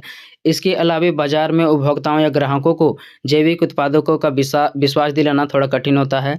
अतः इस कारण भी जैविक खेती की प्रक्रिया काफ़ी धीमी है। यहाँ पर बताया जा रहा है कि सर्टिफिकेट लेने के लिए आपको बहुत बड़ा प्रक्रिया से गुजरना पड़ेगा। उसमें आपका मिट्टी जाँच होगा, आपका जो उत्पादित अनाज करोगे उसमें मतलब वो पूरी तरह से प्राकृतिक है कि नहीं, जैविक है कि नहीं, उसका जाँच होगा, और बहुत सारे इसमें मतलब नियम कानून हैं, उसका पालन करना पड़ेगा। साथ ही साथ इसमें क्या होता है, यदि आप उत्पादित भी कर लेते हो जैविक उत्पादों को ने, तो बाज़ार में बेचना और या उपभोक्ता जो होता है, ग्राहक जो होता है, उनको विश्वास दिलाना थोड़ा कठिन होता है। कैसे आप विश्वास दिलाओगे कि जो ग्राहक है वह जो आप मतलब पदार्थ बेच रहे हो वो पूरी तरह से जैविक है? इसके लिए आपको क्या है, एक मान्य सर्टिफिकेट की आवश्यकता पड़ेगी। तो बहुत सारी समस्याएँ आती है। तो यह क्या था, इनकी 5वीं समस्या था प्रमाणीकरण और विपणन। सर्टिफिकेट लेने में थोड़ा-सा प्रॉब्लम होता है, जिसके कारण से जैविक खेती इसकी एक प्रमुख समस्या है, प्रमुख चुनौती है। तो इनको समझ गए होंगे। नेक्स्ट में आपको क्या लिख देना है, निष्कर्ष लिख देना है। निष्कर्ष हम लोग देखते हैं। निष्कर्ष में क्या आप लिखिएगा, देखो आप लोग यहाँ पर, जैविक खेती एक पर्यावरण के अनुकूल और स्वास्थ्य खेती प्रणाली है, जो भविष्य में खाद्य सुरक्षा और स्थिरता प्रदान करेगी। हालांकि इसे अपनाने में कुछ चुनौतियां हैं, लेकिन बढ़ती जागरूकता और सरकारी समर्थन तथा तकनीक प्रगति के साथ ही जैविक खेती का भविष्य काफ़ी उज्जवल दिखाई दे रहा है। तो इन सभी को इस तरह से आपको लिख लेना है। इस वीडियो में इतने ही। चैनल में नए तो चैनल को सब्सक्राइब कर लीजिएगा। मिलते हैं नेक्स्ट वीडियो में, तब तक के लिए धन्यवाद। प्रश्न हमारा है, जैविक खेती को बढ़ावा देने के लिए सरकार ने क्या पहल की है? What initiatives has the government taken to promote organic farming? इसके अलावा यही प्रश्न आ सकता है, जैविक खेती को बढ़ावा देने में सरकारी नीतियों की भूमिका पर चर्चा करें। Discuss the role of government policies in promoting organic farming. तो जो आपको ये क्वेश्चन दिख रहा है, जैविक खेती को बढ़ावा देने में सरकारी नीतियों की भूमिका पर चर्चा करें, यह क्वेश्चन सेट 1 में पूछा गया था। तो इसी प्रश्न को हम लोग इस वीडियो में कवर करेंगे। फर्स्ट ऑफ व्यू जो आपका क्वेश्चन रहेगा इंग्लिश में रहेगा, ज़्यादा चांसेस है कि क्वेश्चन तो इंग्लिश में ही रहने वाला है। तो क्वेश्चन को आपको इंग्लिश में नोट कर लेना है, और ध्यान देना आपको क्वेश्चन में कि वहाँ पर जहाँ पर आपका क्वेश्चन रहेगा वहाँ पर लिखा होगा गवर्नमेंट प्रमोट ऑर्गेनिक फार्मिंग, या फिर लिखा होगा government policies promoting organic farming. तो जैसे ही आप इन वर्ड को देखेंगे, आप लोग को समझ जाना है कि जो यह प्रश्न है, जैविक खेती को बढ़ावा देने के लिए सरकार ने कौन कौन सी नीतियाँ अपनाई है, उनकी कौन कौन सी पहल है, उसी से संबंधित है, उसी के बारे में आपको लिखना है। तो चलते हम लोग देखते हैं कि जैविक खेती को बढ़ावा देने के लिए सरकार ने कौन कौन सी नीतियों को अपनाया है। तो देखो यहाँ हम लोग आंसर लिखेंगे, लेकिन यहाँ मैंने यहाँ परिचय नहीं दिया है, तो परिचय के बारे में आप लोगों को लिख लेना है पहले, उसके बाद इस पॉइंट को लिखिएगा। परिचय से संबंधित मैंने 3 से 4 वीडियो अपलोड कर दिया है, यानी ऑर्गेनिक फार्मिंग से संबंधित 3 से 4 वीडियो अपलोड है, जहाँ से आप लोग जैविक खेती के बारे में आसानी से लिख सकते हो। तो देखते हैं हम लोग आंसर यहाँ पर, भारत सरकार द्वारा या भारत सरकार जैविक खेती को बढ़ावा देने के लिए कई कार्यक्रम चला रही है। तो जो भारत सरकार है इन्होंने जैविक खेती को बढ़ावा देने के लिए कई नीतियों या कार्यक्रमों को अपनाया है। इनको हम लोग देखते हैं। फर्स्ट हमारा है राष्ट्रीय परंपरागत कृषि मिशन। जैविक खेती के विकास के लिए भारत सरकार द्वारा वर्ष 2015-16 में सूरतगढ़ के गंगानगर में जो राजस्थान में है राष्ट्रीय परंपरागत कृषि मिशन के तहत स्वस्थ धरा खेत हरा मिशन चलाया गया था। साथ ही साथ किसानों को मृदा स्वास्थ्य कार्ड उपलब्ध कराया गया था। तो इनको देखो आप लोग। पहले जो भारत सरकार की पहली पहल है जैविक खेती के प्रति, इन्होंने पहली पहल क्या किया है, राष्ट्रीय परंपरागत कृषि मिशन अपनाया है।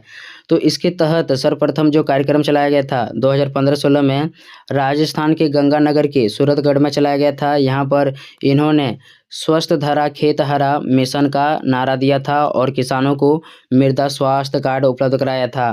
तो यह भारत सरकार की पहली मतलब उपलब्धि थी या पहली पहल थी राष्ट्रीय परंपरागत कृषि मिशन। नेक्स्ट अब हम लोग देखते हैं। देखो आप लोग दूसरा पॉइंट क्या लिखिएगा, परंपरागत कृषि विकास योजना यानी कि PKVY परंपरागत कृषि विकास योजना। तो इसको आप लोग देखो। परंपरागत कृषि विकास योजना PKVY एक पारंपरिक कृषि सुधार कार्यक्रम है जो 2015 में शुरू किया गया था। इसका मुख्य उद्देश्य ग्रामीण युवाओं, किसानों, उपभोक्ताओं और व्यापारियों के बीच जैविक खेती को बढ़ावा देना है और जैविक खेती में नवीनतम तकनीकों का प्रसार करना है। तो भारत सरकार की दूसरी पहल क्या है, परंपरागत कृषि विकास योजना है। इसके तहत क्या है, जो यह योजना लाया गया था 2015 में लाया गया था यह भी योजना, और यह योजना जो मैंने बताया आपको राष्ट्रीय परंपरागत कृषि विकास योजना, तो दोनों जो योजना था 2015 में लाया गया था। इसमें ग्रामीण युवाओं, किसानों, उपभोक्ताओं और व्यापारियों को जैविक खेती के प्रति किस प्रकार से बढ़ावा देना है, जागरूकता फैलाया गया था उनके बीच में। ठीक है। साथ ही साथ जो तकनीकी प्रसार होता है यानी कि जैविक खेती में कौन कौन से तकनीक आपको उपयोग करना है, इसका वितरण किया गया था, किसानों को दिया गया था। देखो आगे आप लोग इसमें लिखा हुआ है, इस योजना के तहत वस्तुओं की खरीद बिक्री के लिए बाजार भी उपलब्ध कराया जाता है। तो यह जो योजना है परंपरागत कृषि विकास योजना, इसमें यदि आप जैविक खेती करते हो तो जो आपका उत्पादित अनाज होगा इसके माध्यम से आप यहाँ पर बेच सकते हो, इसको दे सकते हो, इससे आपका पैसा मिल जाएगा। ठीक है। तो यह भारत सरकार की दूसरी पहल है परंपरागत कृषि विकास योजना PKVY। नेक्स्ट अब हम लोग देखते हैं। तीसरा पॉइंट आपको लिखना है राष्ट्रीय बागवानी मिशन, यानी यह भारत सरकार की तीसरी पहल है राष्ट्रीय बागवानी मिशन। इसको आप लोग देखो। राष्ट्रीय बागवानी मिशन केंद्र सरकार की एक स्कीम है जिसके द्वारा फल, सब्जी, जड़ी बूटी जैसे बागवानी फसलों की खेती की जाती है। इसके अलावा इस योजना के द्वारा वर्मी कंपोस्ट लगाने, ऑर्गेनिक सर्टिफिकेशन और आर्थिक मदद भी दी जाती है। तो जो राष्ट्रीय बागवानी मिशन है इसके द्वारा जो है ना केंद्र सरकार क्या करती है, फल, सब्जी, जड़ी बूटी और जो भी बागवानी फसलें होती है इनको बढ़ावा देती है। साथ ही साथ इस योजना के तहत वर्मी कंपोस्ट यानी कि खाद को बनाने की विधियां बताई जाती है। ऑर्गेनिक सर्टिफिकेशन यानी कि ऑर्गेनिक उत्पाद करती है तो उसका सर्टिफिकेट दिया जाता है, और लोगों को जो छोटे छोटे किसान होते हैं, गरीब होते हैं, उनको आर्थिक मदद पहुंचाया जाता है। तो यह भारत सरकार की तीसरी पहल है राष्ट्रीय बागवानी मिशन। इसे मैं आगे लिखा हुआ इनको देखो आप लोग। अधिक किसानों का समूह 50 हेक्टेयर को कवर करके जैविक खेती करते हैं तो 5 लाख तक लोन भी मिल सकता है। इसके अलावा वर्मी कंपोस्ट यूनिट के लिए 50% छूट या अधिकतम 30,000 रुपये का अनुदान भी किया जा सकता है या दिया जाता है। जो राष्ट्रीय बागवानी मिशन है इसमें साफ साफ है कि जो भारत सरकार है, ठीक है, भारत सरकार की एक स्कीम है, इसमें किसानों को मदद की जाती है। इसमें क्या है, यदि आपके पास 50 हेक्टेयर की मतलब ज़मीन पर आप ऑर्गेनिक फार्मिंग करती है तो 5 लाख का आपको लोन दिया जाएगा। साथ ही साथ वर्मी कंपोस्ट बनाती है तो इस पर आपको 50% का छूट मिलेगा और अधिकतम 30,000 तक प्रत्येक किसान को लाभ मिल सकता है इस योजना के तहत। तो यह भारत सरकार की तीसरी पहल है राष्ट्रीय बागवानी मिशन। नेक्स्ट हम लोग देखते हैं। चौथा पॉइंट आपको देना है NPOP national programme for organic production. तो इनको देखो आप लोग, NPOP को राष्ट्रीय जैविक उत्पादन कार्यक्रम, इसका हिंदी क्या है, राष्ट्रीय जैविक उत्पादन कार्यक्रम। जैविक उत्पादों का प्रमाणीकरण करता है। जो राष्ट्रीय जैविक उत्पादन कार्यक्रम है NPOP, यह क्या करता है, जो आप जैविक उत्पाद करते हो इसका प्रमाणीकरण यही देगा NPOP। और यह प्रश्न ऑब्जेक्टिव में भी पूछा गया था 1 नंबर वाला में, सेट 1 में। तो इनको देखते हैं हम लोग। राष्ट्रीय जैविक उत्पादन कार्यक्रम NPOP भारत में एक कार्यक्रम है जिसका उद्देश्य जैविक खेती और प्रसंस्करण को बढ़ावा देना है और जैविक उत्पादों की गुणवत्ता सुनिश्चित करना है। यानी कि यह भारत सरकार में जैविक उत्पादों को करने के लिए सर्टिफिकेट देता है और इसकी गुणवत्ता को जांच करती है कि आपका जो खेती कर रहे हो वह पूरी तरह से जैविक खेती है या फिर नहीं है। तो यह भारत सरकार की चौथी पहल है जैविक खेती को बढ़ावा देने के लिए। नेक्स्ट देखते हैं हम लोग। 5वां पॉइंट आपको देना है इनाम, नेशनल एग्रीकल्चर मार्केट। तो देखते हैं हम लोग नेशनल एग्रीकल्चर मार्केट क्या है, यानी कि राष्ट्रीय कृषि बाजार क्या है। इसको देखो आप लोग, किसानों को आर्थिक तौर पर मजबूत और आत्मनिर्भर करने के लिए भारत सरकार कृषि विभाग की कई योजनाओं पर काम कर रही है। इसी के तहत इनाम जैसे कार्यक्रम की शुरुआत की गई है। इनाम एक सरकारी ऑनलाइन ट्रेडिंग प्लेटफॉर्म है जहां पर किसान अपने जैविक उत्पादों या अनाजों को सीधे बेच सकते हैं और लाभ प्राप्त कर सकते हैं। तो यहाँ पर जो इनाम है इसका मतलब क्या है कि जो जैविक खेती आप कर रहे हो ना, उससे आप जो भी उत्पादित अनाज कर रहे हो उसको आप यहाँ पर बेच सकते हो। तो एक प्रकार का ट्रेडिंग प्लेटफॉर्म है, ऑनलाइन ट्रेडिंग प्लेटफॉर्म है, जहाँ पर आपको पहले क्या करना पड़ेगा, फॉर्म अप्लाई करना पड़ेगा, कुछ जानकारी देना पड़ेगा। उसके बाद आपका मतलब जो नेशनल एग्रीकल्चर मार्केट का जो विभाग रहेगा आपके घर आएगा और जाँच करके आपका जो अनाज है उसको ले जाएगा। तो यहाँ से आप लोग सीधे इस पर बेच सकते हो। ई नाम का मतलब क्या है, इलेक्ट्रॉनिक या डिजिटल। ई का मतलब होता है इलेक्ट्रॉनिक या डिजिटल, यानी डिजिटल माध्यम है एक तरह से। नेक्स्ट देखो आप लोग, छठा पॉइंट आपको देना है MOVCDNER, mission organic value chain development for northern eastern region. तो आप लोग इसका फुल फॉर्म भी लिख सकते हो और यही वाला हेडिंग दे दीजिएगा MOVCDNER। उसके बाद आप लोगों को लिखना स्टार्ट कर देना है। तो क्या लिखना है यहाँ पर आप लोग देखो, भारत के पूर्वोत्तर राज्यों में सरकार ने mission organic value chain development for northern eastern region के नाम से एक विशेष योजना चलाई है, जिसमें किसानों के लिए लगभग 400 करोड़ रुपये का प्रावधान किया गया है। यह योजना वर्ष 2015-16 में कृषि एवं किसान कल्याण मंत्रालय द्वारा शुरू की गई थी।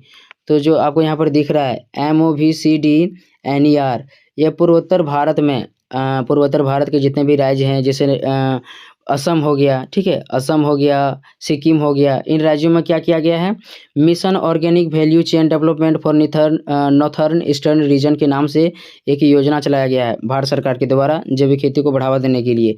इसमें लगभग 400 करोड़ रुपए का प्रावधान किया गया है। जो यह योजना आया था लगभग 2015-16 में आया था। तो इनको आप लोग लिख सकते हो यहाँ पर पढ़ करके, तो इनको देख लीजिएगा और लिख लीजिएगा। नेक्स्ट देखते हैं आगे, यहाँ पर लिखा हुआ है जो ये योजना है अरुणाचल प्रदेश, असम, मणिपुर, मेघालय, मिजोरम, नागालैंड, सिक्किम और त्रिपुरा जैसे राज्यों में क्रियान्वित किया गया है। यानी कि इन राज्यों में, इन पूर्वोत्तर राज्यों में यहाँ पर यह जो योजना है, कौन योजना था, MOVCDNER, यह योजना क्रियान्वित है। नेक्स्ट अब हम लोग देखते हैं 7वां पॉइंट आपको देना है NPOP, national project on organic farming, राष्ट्रीय जैविक खेती परियोजना। तो इसको हम लोग देखते हैं NPOP क्या है। राष्ट्रीय जैविक खेती परियोजना यह भारत सरकार के कृषि मंत्रालय का केंद्रीय स्तर की एक योजना है, जिसे 10वीं पंचवर्षीय योजना के दौरान वर्ष 2004 में लागू किया गया था। तो जो आपको यहाँ पर दिख रहा है NPOP, national project on organic farming, यानी कि राष्ट्रीय जैविक खेती परियोजना, यह केंद्र सरकार की एक योजना है, केंद्र स्तर की एक योजना है, जिसे 10वीं पंचवर्षीय योजना के दौरान वर्ष 2004 में लागू किया गया था। देखो आगे आप लोग यहाँ पर, इस योजना का मुख्य उद्देश्य देश में जैविक खेती को बढ़ावा देना, जैविक उर्वरकों, जैविक कीटनाशकों, फल सब्जियों, बाजार के अपशिष्ट खाद जैसे अदानों की उपलब्धता बढ़ाना, कचरे आदि का सही तरीके से इस्तेमाल करके प्रदूषण और पर्यावरण को नुकसान से बचाना है। तो इसका मुख्य उद्देश्य क्या है NPOP का, तो इसका मुख्य उद्देश्य यही है कि जो भी यहाँ पर जैविक कीटनाशक होगा, फल सब्जी होगा, बाजार होगा, इनको बढ़ावा देना है। साथ ही साथ कचरों के माध्यम से किस प्रकार से खाद बनाना है, इसमें मतलब इसका उद्देश्य है कि कचरों के माध्यम से ज़्यादा खाद बनाया जाए, ठीक है, और पर्यावरण प्रदूषण को कम किया जाए। तो NPOP को समझ के होंगे आप लोग, यह भारत सरकार की 7वां पहल था। नेक्स्ट देखते हैं हम लोग 8वां पॉइंट आपको देना है सिक्किम जैविक मिशन। तो इस पॉइंट को पहले आप लोग समझ लो। जो सिक्किम है यह भारत का पहला राज्य है जहां पर पूरी तरह से जैविक खेती की जाती है, ऑर्गेनिक फार्मिंग की जाती है। तो यदि क्वेश्चन पूछा जाता है कि भारत का पहला राज्य कौन सा है जहां पूरी तरह से जैविक खेती की गई थी, जैविक खेती की जाती है, तो आपको सिक्किम लिखना है। आंसर क्या लिखना है, सिक्किम। तो इसको हम लोग देखते हैं सिक्किम जैविक मिशन को। सिक्किम भारत का पहला राज्य है जहाँ पूरी तरह से जैविक खेती की जाती है। इस मिशन का मुख्य उद्देश्य रासायनिक उर्वरक और कीटनाशकों के उपयोग को समाप्त कर राज्य के पूरे कृषि भूमि को जैविक बनाना था। तो जो सिक्किम जैविक मिशन था, जब सिक्किम में लाया गया था, तो इसका मुख्य उद्देश्य था कि जो वहाँ पर खेती की जाती है वहाँ पर रासायनिक उर्वरकों का उपयोग ना हो, कीटनाशकों का उपयोग ना हो, और पूरी तरह से जो राज्य की भूमि है उसको पूरी तरह से जैविक बनाया जाए, इसका मुख्य उद्देश्य था। नेक्स्ट पॉइंट आपको देना है उत्तराखंड जैविक बोर्ड। तो देखते हैं हम लोग उत्तराखंड जैविक बोर्ड क्या है। उत्तराखंड को एक जैविक राज्य बनाने के उद्देश्य से इस बोर्ड की स्थापना की गई थी। यह बोर्ड राज्य में जैविक उत्पादों के उत्पादन, प्रमाणीकरण और विपणन की देखरेख करता है। तो यहाँ पर आप लोग देखो, जो उत्तराखंड जैविक बोर्ड है, जब लाया गया था उत्तराखंड में, तो इसका मुख्य उद्देश्य था कि उत्तराखंड में जैविक खेती को बढ़ावा दिया जाए। और वर्तमान समय में जो उत्तराखंड जैविक बोर्ड है, यह अपने राज्य में क्या कर रहा है, वहाँ पर जो भी जैविक उत्पाद होता है इसको प्रमाणित करता है, और जो भी अनाज होता है उसको विपणन करता है, उसको बेचने का या लेने देने का काम करता है। ठीक है, तो यह भारत सरकार या हम कह सकते हैं राज्य सरकार का एक प्रमुख योगदान है जैविक खेती के प्रति। तो इन सभी पॉइंटों को आप लिख लीजिएगा। आशा है कि आपको समझ में आया होगा। नेक्स्ट पॉइंट आपको देना है निष्कर्ष। निष्कर्ष में आपको लिखना है, इस प्रकार से जैविक खेती को बढ़ावा देने के लिए केंद्र और राज्य सरकार द्वारा कई महत्वपूर्ण पहल की गई है। यह न केवल किसानों को जैविक खेती की दिशा में प्रोत्साहित करती है, बल्कि तकनीक, आर्थिक और बाजार के क्षेत्र में भी योगदान देती है। तो जो जैविक खेती है इसको बढ़ावा देने के लिए राज्य सरकार, यहाँ तक कि जो भी केंद्र सरकार है, इन्होंने बहुत सारी योजनाएं लाई है, नीतियाँ लाई है, जिससे किसानों को हेल्प मिल रहा है और आगे भी लोग क्या कर रहे हैं, जैविक खेती से जुड़ रहे हैं। तो इन सभी पॉइंटों को लिखना है इस तरह से आप लोगों को। ठीक है, इस वीडियो में इतना ही, मिलते हैं नेक्स्ट वीडियो में, तब तक के लिए धन्यवाद। प्रश्न हमारा है, फसल चक्र क्या है, इसकी लाभ एवं आवश्यकताओं का वर्णन करें। What is crop rotation, describe its benefits and requirements. तो क्वेश्चन को आप लोग पहले अच्छी तरह से देख लो। What is crop rotation, crop rotation यानी कि फसल चक्र क्या है, इसका क्या बेनिफिट है और इसकी क्या रिक्वायरमेंट या आवश्यकता है, इस वीडियो में हम लोग देखेंगे। क्वेश्चन को आप लोग को क्या करना है, इंग्लिश में नोट कर लेना है, क्वेश्चन इंग्लिश में ही आएगा। तो चलते हैं हम लोग फसल चक्र या क्रॉप रोटेशन को देखते हैं। इसमें आपको लिखना है, किसी निश्चित क्षेत्र में निश्चित अवधि के लिए फसलों को एक ही जगह हेर फेर करके बोना, ताकि भूमि की उर्वरता शक्ति बना रहे और उपज भी लगातार मिलता रहे, फसल चक्र कहलाता है। यानी कि एक फसल उगाएंगे, उसके बाद दूसरी फसल उगाएंगे, इस तरह करके क्या करेंगे, हम लोग फसलों का उत्पादन करेंगे। इससे भूमि की उर्वरता शक्ति बनी रहती है और उपज भी लगातार मिलता रहता है। इसे ही फसल चक्र कहते हैं। आगे हम लोग देखते हैं, दूसरे शब्दों में फसल चक्रण वह प्रक्रिया है जिसमें एक ही कृषि भूमि पर क्षमता के अनुसार सालों भर विभिन्न फसलों की खेती की जाती है, जिससे भूमि की उर्वरता शक्ति भी बनी रहती है और अनाजों का पैदावार भी मिलता रहता है। यानी कि यहाँ पर बताया जा रहा है कि एक भूमि है, एक भूमि में क्या होता है, एक ही फसल को बार बार उगाएंगे ना तो भूमि कमज़ोर हो जाएगी। लेकिन हम लोग क्या करेंगे, इस भूमि में अलग अलग हर मौसम में अलग अलग फसलों का उत्पादन करेंगे, जिससे क्या होगा, जो भूमि की उर्वरा शक्ति रहेगी यह बनी रहेगी और पैदावार भी हमें लगातार मिलता रहेगा। यही फसल चक्र कहलाता है। तो एकदम सिंपल वर्ड लिखा हुआ है, इनको पढ़िएगा तो आप लोग समझ जाएंगे। ठीक है, नेक्स्ट देखते हैं हम लोग। आप लोग देखो कि फसल चक्र अपनाएंगे तो क्या लाभ होगा। देखो यहाँ आप लोग, किसी क्षेत्र की भूमि, जलवायु एवं अन्य वातावरणीय कारकों के आधार पर भिन्न भिन्न फसल चक्र अपनाए जाते हैं। एक अच्छे फसल चक्र को अपनाकर किसान अपनी भूमि से ज़्यादा लाभ प्राप्त कर सकते हैं। फसल चक्र अपनाने के कई लाभ हैं। तो यहाँ पर बताया जा रहा है कि जो होता है ना, प्रत्येक क्षेत्र में अलग अलग जलवायु होती है, अलग अलग वातावरण कारक होते हैं, तो वहाँ उस प्रकार से खेती करना पड़ता है, उस आधार पर अनाजों का उत्पादन करना पड़ता है। तो हम लोग अलग अलग अनाजों का उत्पादन करके अलग अलग मतलब लाभ ले सकते हैं। इसके और भी कई लाभ हैं, इसको हम लोग देखते हैं कि फसल चक्र के कौन कौन से लाभ हैं। तो फर्स्ट पॉइंट आपको देना है, मिट्टी की उर्वरकता में सुधार। तो इसको आप लोग देखो, फसल चक्र से मिट्टी की उर्वरता में सुधार होता है। विभिन्न फसलों की पोषण तत्वों की आवश्यकताएं अलग अलग होती है, जो वे मिट्टी में अलग अलग तरह से योगदान देती है। आगे आप लोग देखो यहाँ, तो यहाँ पर बताया जा रहा है कि जो फलीदार फसलें होती है, ठीक है, जैसे दाल हो गया, बीन्स हो गया, ये क्या करती है, नाइट्रोजन जो रहता है ना, नाइट्रोजन इसको भूमि में छोड़ देती है। फसल उत्पादित तो होगा, लेकिन ये क्या करेगी, वायुमंडलीय नाइट्रोजन को सीधे खींच लेता है और इसको भूमि में लाकर छोड़ देता है। यानी कि इससे क्या होता है, नाइट्रोजन भूमि में आ जाता है, जिससे दूसरे फसलों को जब नाइट्रोजन की आवश्यकता होती है तो उन्हें नाइट्रोजन दे देता है। इस प्रकार से कुछ फसलें मिट्टी में पोषक तत्व देती है, जबकि कुछ फसलें मिट्टी से पोषक तत्व लेती है, जिससे मिट्टी की उर्वरता शक्ति बनी रहती है और संतुलित रहती है। यानी कि यहाँ पर बताया जा रहा है कि कुछ जो रहेगा ना पोषक तत्व, तो अलग अलग फसलों के लिए अलग अलग पोषक तत्वों की आवश्यकता होती है। तो कुछ फसल क्या करते हैं, नाइट्रोजन ले लिया, तो कोई ये ले लिया, मतलब कुछ पोषक तत्व होता है उसको ले लिया, लेकिन कुछ फसल जो रहता है ना, वहाँ पर कुछ अपने से छोड़ भी देता है, जो अगले फसल के लिए लाभदायक होता है। तो इस प्रकार से फसल चक्र में होता है। यानी कि पहला लाभ क्या होगा, भूमि की उर्वरता में सुधार होता है। ठीक है, दूसरा पॉइंट आपको देना है, फसल चक्र से कीट और रोग नियंत्रण। यानी फसल चक्र अपनाने से विभिन्न प्रकार के जो रोग होते हैं, कीट होते हैं, उनका नियंत्रण आसानी से किया जा सकता है। देखो आप लोग यहाँ पर, एक ही फसल को बार बार उगाने से उस फसल में कीट और बीमारियां बढ़ सकती है। फसलों को बदलकर उगाने से कीट और फसल संबंधित बीमारियां कम हो जाती है। यहाँ देखो, कुछ कीड़ों को क्या होता है, एक ही प्रकार की फसलें पसंद आती है, तो बार बार एक ही फसलों को जब आप खेती करोगे तो वहाँ पर वह कीड़ा लग जाएगा। लेकिन कुछ देर के लिए आप सोचो कि वहाँ पर दूसरा फसल होगा तो वह कीड़ा नहीं आएगा, क्योंकि उसमें थोड़ा सा चेंजेज होगा, उसकी संख्या में कम हो जाएगा, तो इससे फसलों को नुकसान नहीं होगा, ठीक है, और उनका प्रबंधन हो जाएगा जो भी कीट होगा। यहाँ पर उदाहरण के माध्यम से इसे समझो आप लोग।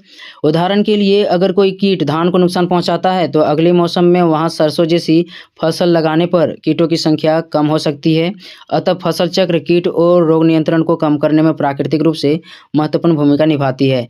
तो उदाहरण के माध्यम से आप लोग समझ गए होंगे, कोई कीड़ा धान को नुकसान पहुंचा रहा है तो वहाँ पर हम लोग दूसरा फसल लगा देंगे, तो वह क्या होगा, उस फसल को थोड़ा कम नुकसान पहुंचाएगा। इससे जो कीट और वहाँ पर रोग लगने वाला फसल था वह भी समाप्त हो जाएगा और कीट भी नियंत्रण हो जाएगा। तो इनको समझ गए होंगे। नेक्स्ट देखते हैं हम लोग। तीसरा पॉइंट आपको देना है खरपतवार नियंत्रण। यहाँ पर आप लोग खरपतवार का मतलब समझ लो, जैसे आप लोग किसी फसल को लगाए हैं तो वहाँ पर भी कुछ ऐसे घास फूस होते हैं जो बिना बोए अपने आप उग जाते हैं, इसी को ही खरपतवार कहा जाता है। तो जो खरपतवार होता है फसलों में अन्य घास फूस होता है, वह फसल चक्र के द्वारा इसे समाप्त किया जा सकता है, इसे नियंत्रित किया जा सकता है। इनको देखो आप लोग, खेतों में फसलों के अतिरिक्त जो कुछ भी अन्य घास फूस होते हैं वह बिना बोए अपने आप उग जाते हैं, जिसे खरपतवार कहा जाता है। लगातार अलग अलग फसलों को खेती करने से खरपतवार की वृद्धि रुक सकती है, जिससे फसलों में स्वच्छता बनी रहती है। इस प्रकार से फसल चक्र खरपतवारों को भी नियंत्रित करती है। तो आप लोग समझ गए होंगे, फसल चक्र अपनाएंगे तो जो वहाँ भी घास फूस होगा उसे हमें हटाना पड़ेगा, तो इससे खरपतवार नियंत्रण आसानी से हो जाएगा। नेक्स्ट अब हम लोग देखते हैं। चौथा पॉइंट आपको देना है मिट्टी की संरचना और क्षरण नियंत्रण। यानी जो फसल चक्र है इससे मिट्टी की संरचना में बदलाव होता है, और क्षरण नियंत्रण यानी इसका जो क्षय हो रहा है, मिट्टी की उर्वरता शक्ति कम हो रही है, इसको भी संतुलित करती है। तो यहाँ पर आप लोग देखो, इसे विभिन्न फसलों की जड़ें की संरचनाएं अलग अलग होती है। उदाहरण के लिए सूरजमुखी गहरी जड़ वाली फसल होती है जो कठोर मिट्टी की जड़ों को तोड़ देती है। इससे मिट्टी की संरचना और जल अवशोषण में सुधार होता है।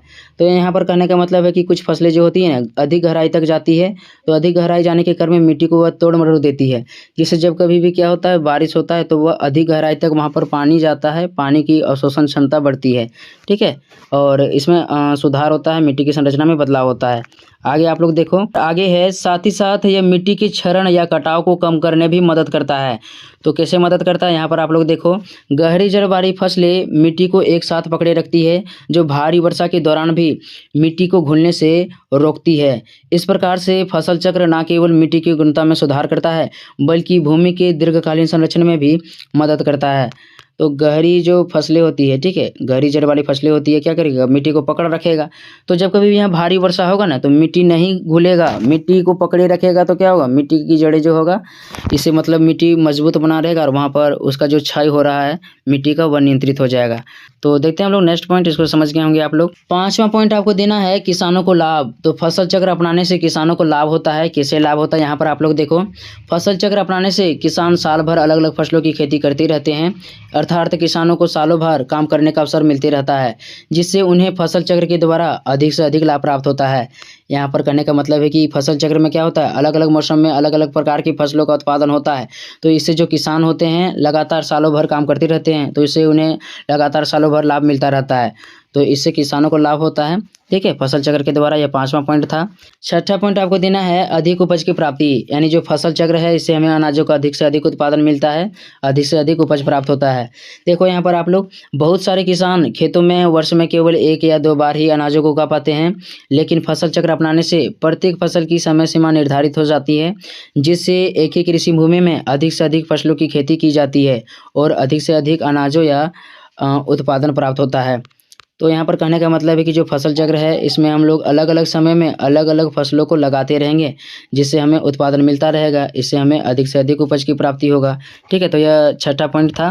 नेक्स्ट पॉइंट आपको देना है वर्तमान समय में फसल चक्र की आवश्यकता। यानी आज हमें फसल चक्र की आवश्यकता क्यों है, इसको आपको बताना है। तो इसको हम लोग देखते हैं। खेतों में एक ही फसल को बार बार उगाने से भूमि में मौजूद पोषक तत्वों की कमी हो जाती है, जिससे भूमि की उर्वरकता खराब हो जाती है। भूमि की उर्वरकता खराब या नष्ट होने के कारण कम उपज प्राप्त होता है। इसी के बचाव के लिए फसल चक्र की आवश्यकता है। तो इनको देखो, जो भूमि है, ठीक है, या जो फसल चक्र है, इसमें हम लोग अलग अलग समय में अलग अलग फसलों का उत्पादन करेंगे। तो इससे हमें क्या होगा, जो भूमि की उर्वरता शक्ति होगी यह तो बनी रहेगी, लेकिन एक ही भूमि में एक ही प्रकार की फसलों का उत्पादन करने से जो भूमि की उर्वरता शक्ति होती है खराब हो जाता है। यानी कि नेक्स्ट जब आपका फसल होगा उसमें बहुत ही कम उत्पादन होगा। तो इसी के बचाव के लिए भूमि की उर्वरता शक्ति बना रहे, उत्पादन भी अच्छा खासा मिलता रहे, इसी के लिए हमें वर्तमान समय में फसलों की आवश्यकता है, फसल चक्र की आवश्यकता है। साथ ही साथ मिट्टी के कटाव या क्षरण को रोकने, मिट्टी की उर्वरता में वृद्धि करने, भूमि की भौतिक, रासायनिक तथा जैविक दशाओं में संतुलित स्थापित करने, कीटों तथा खरपतवार को रोकने, किसानों को आर्थिक लाभ पहुंचाने, बढ़ती हुई जनसंख्या के कारण अनाजों की मांग को पूरा करने के लिए फसल चक्र की आवश्यकता है। तो यहाँ पर बहुत सारे पॉइंट दिया हुआ है। अधिक फसल चक्र की आवश्यकता पूछता है, क्रॉप रोटेशन का बेनिफिट पूछता है, बेनिफिट बोल रहे हैं, नीडेड पूछता है, इसका रिक्वायरमेंट क्या है यह पूछता है। तो आप इन सभी पॉइंटों को ले करके एक पॉइंट को लिख करके उसमें लिख सकते हो बहुत सारा। देखो आप लोग लिख सकते हो, मिट्टी के कटाव या क्षरण को रोकने के लिए फसल चक्र की आवश्यकता है, इसके बारे में आप लोग लिख सकते हो। और क्या लिख सकते हो, जो जैविक संतुलन है इसको बनाए रखने के लिए फसल चक्र की आवश्यकता है, किसानों को आर्थिक लाभ मिलता है, इसके लिए फसल चक्र की आवश्यकता है। इस प्रकार से यहाँ से बहुत सारे पॉइंट दिया हुआ है। इन सभी के लिए आज के समय में हमें फसल चक्र जो है इसकी बहुत ही आवश्यकता है। तो इनको आप लोग लिख लीजिएगा, वर्तमान समय में फसल चक्र की आवश्यकता था। नेक्स्ट क्या लिखना है आपको, तो इतने ही था इस वीडियो में, इतने ही। मिलते हैं अगले वीडियो में, तब तक के लिए धन्यवाद। प्रश्न हमारा है, जैविक खेती का अर्थ, परिभाषा एवं महत्व का वर्णन करें। तो पहला हेडिंग हमारा क्या होगा, जैविक खेती या ऑर्गेनिक फार्मिंग। वैसी खेती जिसमें रासायनिक उर्वरकों तथा कीटनाशकों का उपयोग के बिना, पर्यावरण को क्षति पहुंचाए बिना कृषि उत्पादन को निरंतर आगे बढ़ाने का प्रयास किया जाता है, जैविक खेती कहलाता है। तो यहाँ पर जैविक खेती का परिभाषा एकदम सिंपल है, इसको आपको अच्छे तरह से समझना है।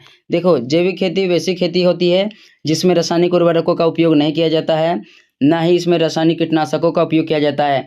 जैसे फसल में कोई कीड़ा लग गया तो कीड़ा को हटाने के लिए हमें कोई रासायनिक विधि का प्रयोग नहीं करना है, इसमें हमें ऐसी प्राकृतिक विधि का उपयोग करना है जिससे वह कीड़ा भी मर जाए और फसल को भी नुकसान ना हो। साथ ही साथ जो कृषि उत्पादन होगा वह निरंतर रूप से आगे बढ़ते रहेगा, इसे ही जैविक खेती कहा जाता है। तो इसको आप समझ गए होंगे, नहीं समझे तो अभी इसको हम लोग अच्छी तरह से समझते हैं। आगे है, दूसरे शब्दों में वैसी खेती जिसमें रासायनिक उर्वरकों तथा कीटनाशक दवाओं का उपयोग नहीं किया जाता है, पर्यावरण को क्षति नहीं पहुंचाया जाता है तथा कृषि उत्पादन को निरंतर आगे बढ़ाने का प्रयास किया जाता है, जैविक खेती कहलाता है। तो इसको मैंने उपयुक्त में आपको बता दिया, उसी को मैंने इसको फिर से लिख दिया है ताकि जो आपको अच्छी तरह से समझ में आ जाए। जैविक खेती का मतलब है ऐसी खेती जिसमें रासायनिक दवाओं का उपयोग नहीं किया जाता है। जैसे फसल में बहुत सारे कीड़ा लगते रहते हैं, या फसलों का ज़्यादा उत्पादन लेने के लिए हम लोग क्या कर देते हैं, रासायनिक उर्वरक जो होता है या रासायनिक खाद होता है, रासायनिक जो दवाएँ होती है उसका प्रयोग कर देते हैं। इससे उत्पादन तो अच्छा होता है लेकिन इससे पर्यावरण को काफ़ी नुकसान होता है। तो हमें ऐसी खेती को अपनाना है, ऐसे तरीकों को अपनाना है जिससे पर्यावरण को नुकसान ना हो, पर्यावरण के लिए अनुकूल हो, यही जैविक खेती कहलाता है। और इससे जो उत्पादन होता है निरंतर रूप से धीरे धीरे धीरे एकदम बढ़ते रहता है। आगे है, इस प्रकार से जैविक खेती एक ऐसी प्रणाली है जो मानव, पशु स्वास्थ्य और पर्यावरण के लिए अनुकूल होती है, जिसमें मृदा, पशु, उद्यान और वातावरण का विशेष ध्यान रखा जाता है। इसको देखो अच्छी तरह से समझना है आपको। जैविक खेती के यहाँ पर साफ साफ मतलब है ऐसी खेती करना है जिससे पर्यावरण को नुकसान ना हो, यानी कि ना केवल पर्यावरण को बल्कि विभिन्न प्रकार के जीव जंतु, कीड़े मकोड़े, पशु, मानव स्वास्थ्य और जितने भी मतलब पेड़ पौधे हो गए सभी के लिए लाभदायक हो। इस खेती को ही क्या कहा जाता है, जैविक खेती कहा जाता है। इस खेती में मृदा, पशु, उद्यान और वातावरण का विशेष ध्यान रखा जाता है। मृदा कहने का मतलब है यदि हम रासायनिक उर्वरक का उपयोग कर रहे हैं तो रासायनिक उर्वरकों के उपयोग से जो मृदा होती है इसकी उत्पादन क्षमता कमजोर हो जाती है, बंजर बनने लगती है धीरे धीरे भूमि। लेकिन यदि हम जैविक खेती करते हैं तो इससे क्या होगा, मृदा की जो उत्पादकता होगा दिनों दिन या सालों साल एकदम धीरे धीरे बढ़ती रहता है, कम नहीं होगा जैविक खेती करने से, बल्कि यह दिनों दिन लगातार बढ़ती रहता है। तो इसको आप समझ गए होंगे, 2-4 बार आपको अच्छी तरह से पढ़ना है, इसको नोट कर लेना है, दिमाग में एकदम धस जाएगा। नेक्स्ट अब हम लोग देखते हैं, नेक्स्ट पॉइंट आपको देना है जैविक खेती का अर्थ, यानी अब हम लोग देखेंगे जैविक खेती का क्या अर्थ है, क्या इसका मीनिंग है। ठीक है, जैविक खेती के अर्थ को निम्न प्रकार से समझा जा सकता है। तो चलते हम लोग जैविक खेती के अर्थ को समझते हैं। पहला हमारा है पर्यावरण के अनुकूल। जैविक कृषि पर्यावरण के अनुकूल एक ऐसी कृषि प्रणाली है जिसमें रासायनिक उर्वरकों और कीटनाशकों का उपयोग नहीं किया जाता है। दूसरे शब्दों में रसायन मुक्त खेती करना ही जैविक खेती का अर्थ है। तो देखो, जैविक खेती का पहला अर्थ क्या है? पर्यावरण के अनुकूल, यानी ऐसी खेती करना है जो पर्यावरण के लिए अनुकूल हो। तो पर्यावरण के लिए अनुकूल तभी होगा जब हम खेती में रासायनिक उर्वरकों या रासायनिक कीटनाशकों का उपयोग नहीं करेंगे, अर्थात रसायन मुक्त खेती करना ही जैविक खेती का अर्थ है। तो इसको आप समझ गए होंगे। जैविक खेती का पहला अर्थ क्या है? पर्यावरण के लिए अनुकूल, यानी वैसी खेती जो पर्यावरण के लिए अनुकूल है, वही जैविक खेती का अर्थ है। नेक्स्ट अब हम लोग देखते हैं, दूसरा पॉइंट है सतत विकास। जैविक खेती अस्थायी या सतत विकास पर आधारित एक ऐसी खेती है जो भूमि की उर्वरता शक्ति को बनाए रखती है तथा भविष्य के लिए खाद्य सुरक्षा सुनिश्चित करती है। देखो, यहाँ पर जैविक खेती का दूसरा अर्थ क्या है? सतत विकास है। सतत विकास करने का मतलब है ऐसी खेती करना है जिससे क्या है, वर्तमान में जो है ना विकास की गति बना रहे, पर्यावरण को नुकसान ना हो तथा आने वाली पीढ़ियों के लिए भी लाभ पहुंचे। इसी को ही सतत विकास कहा जाता है। आगे है अर्थात ऐसी खेती जिससे भूमि की उर्वरता शक्ति निरंतर बढ़ती रहे तथा भविष्य में कभी भी खाद्य या फसल संकट उत्पन्न ना हो, यही जैविक खेती के अर्थ को दर्शाती है।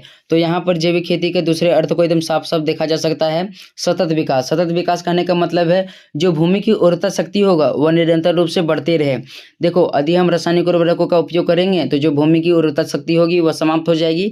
तो इससे क्या होगा, जो उसकी भूमि की उर्वरता शक्ति समाप्त हो जाएगी तो अनाजों का उत्पादन नहीं हो पाएगा, यानी जो हमारा जो भविष्य आएगा वह हमारे लिए मतलब कहीं ना कहीं संकट उत्पन्न कर सकता है। तो इस प्रकार से सतत विकास करने का मतलब है ऐसी खेती करना है जिससे भूमि की जो उर्वरता शक्ति होगी वह निरंतर रूप से बढ़ती रहेगी, जिससे अनाजों का उत्पादन भी लगातार बढ़ता रहेगा और भविष्य के लिए हमारे लिए खाद्य सुरक्षा भी निरंतर रूप से बढ़ता रहेगा। यही सतत विकास का अर्थ है। तो आप समझ गए होंगे, ठीक है। इसको नोट कर लीजिए, 2-4 बार पढ़ लीजिए, आप समझ जाएंगे। नेक्स्ट पॉइंट अब हम लोग देखते हैं। नेक्स्ट पॉइंट आपको देना है जैविक खेती की परिभाषाएं, यानी विभिन्न संगठनों के अनुसार जैविक खेती के क्या परिभाषाएं हैं, उन्होंने जैविक खेती को किस प्रकार परिभाषित किया है, इसे देखेंगे। पहला पॉइंट हमारा है संयुक्त राष्ट्र खाद्य और कृषि संगठन FAO के अनुसार। इनके अनुसार जैविक खेती एक पारिस्थितिक प्रणाली है जो पर्यावरण, सामाजिक और आर्थिक दृष्टि से स्थिर है। तो यहाँ पर जो संयुक्त राष्ट्र खाद्य और कृषि संगठन है FAO, इनका मानना है कि जैविक खेती एक पारिस्थितिक प्रणाली है जो पर्यावरण, सामाजिक और आर्थिक दृष्टि से स्थिर है। तो यहाँ पर जिस प्रकार से परिभाषा लिखा हुआ है उसको आपको सेम लिखना है, क्योंकि जो परिभाषा होता है या कथन होता है, स्टेटमेंट होता है, उसको चेंज नहीं किया जा सकता है। तो इसको आपको एग्जाम में सेम लिखना है ताकि जो परिभाषा होगा उसको अच्छा तरह से आपको मार्क्स मिलेगा। आगे है FAO का फुल फॉर्म है फूड एंड एग्रीकल्चर ऑर्गेनाइजेशन। तो यहाँ जो अभी हम लोग FAO देखा, इसका फुल फॉर्म क्या है? Food and Agriculture Organisation. तो इसको ध्यान में रख लीजिएगा, 1 नंबर में प्रश्न में आ सकता है FAO का फुल फॉर्म बताइए। तो इसका फुल फॉर्म क्या हो जाएगा? Food and Agriculture Organisation. तो यह पहला परिभाषा था। नेक्स्ट देखते हैं हम लोग। दूसरा पॉइंट है IFOAM, यानी जैविक खेती की दूसरी परिभाषा IFOAM के अनुसार देखते हैं हम लोग। अंतर्राष्ट्रीय जैविक कृषि संगठन IFOAM जैविक खेती को एक आलोचनात्मक और सतत प्रणाली के रूप में परिभाषित करता है। तो जो यहाँ पर IFOAM है, यह एक अंतर्राष्ट्रीय जैविक कृषि संगठन है। इनका मानना है कि जैविक खेती एक आलोचनात्मक और सतत प्रणाली है। इस तरह से आप लिख सकते हो। जो भी यहाँ लिखा हुआ है उसको एकदम सेम लिखना है एग्जाम में, ठीक है। इसको आपको एकदम लिख लेना है और 2-4 बार एकदम प्रयास करते रहना है इस तरह की एकदम सेम लिखने का। आगे हम लोग देख लेते हैं IFOAM का फुल फॉर्म। तो इसका फुल फॉर्म होता है International Federation of Organisation Agriculture Movements. तो इसको जो भी फुल फॉर्म में बता रहा हूँ इसको आपको ध्यान में रखना है ताकि एग्जाम में आए तो उसको अच्छी तरह से लिख पाओगे। नेक्स्ट अब हम लोग देखते हैं। तो यहाँ पर जो था ना, यह जैविक खेती की परिभाषा था। 2 परिभाषा मैंने आपको बताया है, इसको एकदम दोनों परिभाषाओं को अच्छी तरह से रट लेना है और एकदम एग्जाम में एकदम सेम लिख देना है। नेक्स्ट पॉइंट आपको देना है जैविक खेती का महत्व या विशेषताएं। तो आपके एग्जाम में जैविक खेती का महत्व पूछे या विशेषताएं, दोनों का आंसर सेम होगा, क्योंकि जैविक खेती का जो महत्व है वही इसकी विशेषता है, या इसकी जो विशेषता है वही जैविक खेती का महत्व है। तो दोनों एक दूसरे से रिलेटेड है, इसलिए दोनों का आंसर सेम होगा। पहला हेडिंग हमारा है प्राकृतिक संसाधनों का संरक्षण। जैविक खेती में प्राकृतिक संसाधनों के संरक्षण पर जोर दिया जाता है, अर्थात जैविक खेती में प्राकृतिक उर्वरकों का प्रयोग करने से जल, मिट्टी और वायु संरक्षित रहते हैं। तो देखो, जैविक खेती का पहला विशेषता या महत्व क्या है? प्राकृतिक संसाधनों का संरक्षण। जो जैविक खेती होता है वह प्राकृतिक संसाधनों जैसे जल, मिट्टी, वायु, इन सभी को संरक्षित करता है। कैसे संरक्षित करता है? जैविक खेती में रासायनिक उर्वरकों का प्रयोग नहीं होता है, इसमें प्राकृतिक खादों का ही उपयोग किया जाता है, जिससे जो जल होता है यह दूषित नहीं हो पाता है, मिट्टी की उर्वरता शक्ति बनी रहती है तथा वायु भी क्या होता है? एकदम शुद्ध होता है।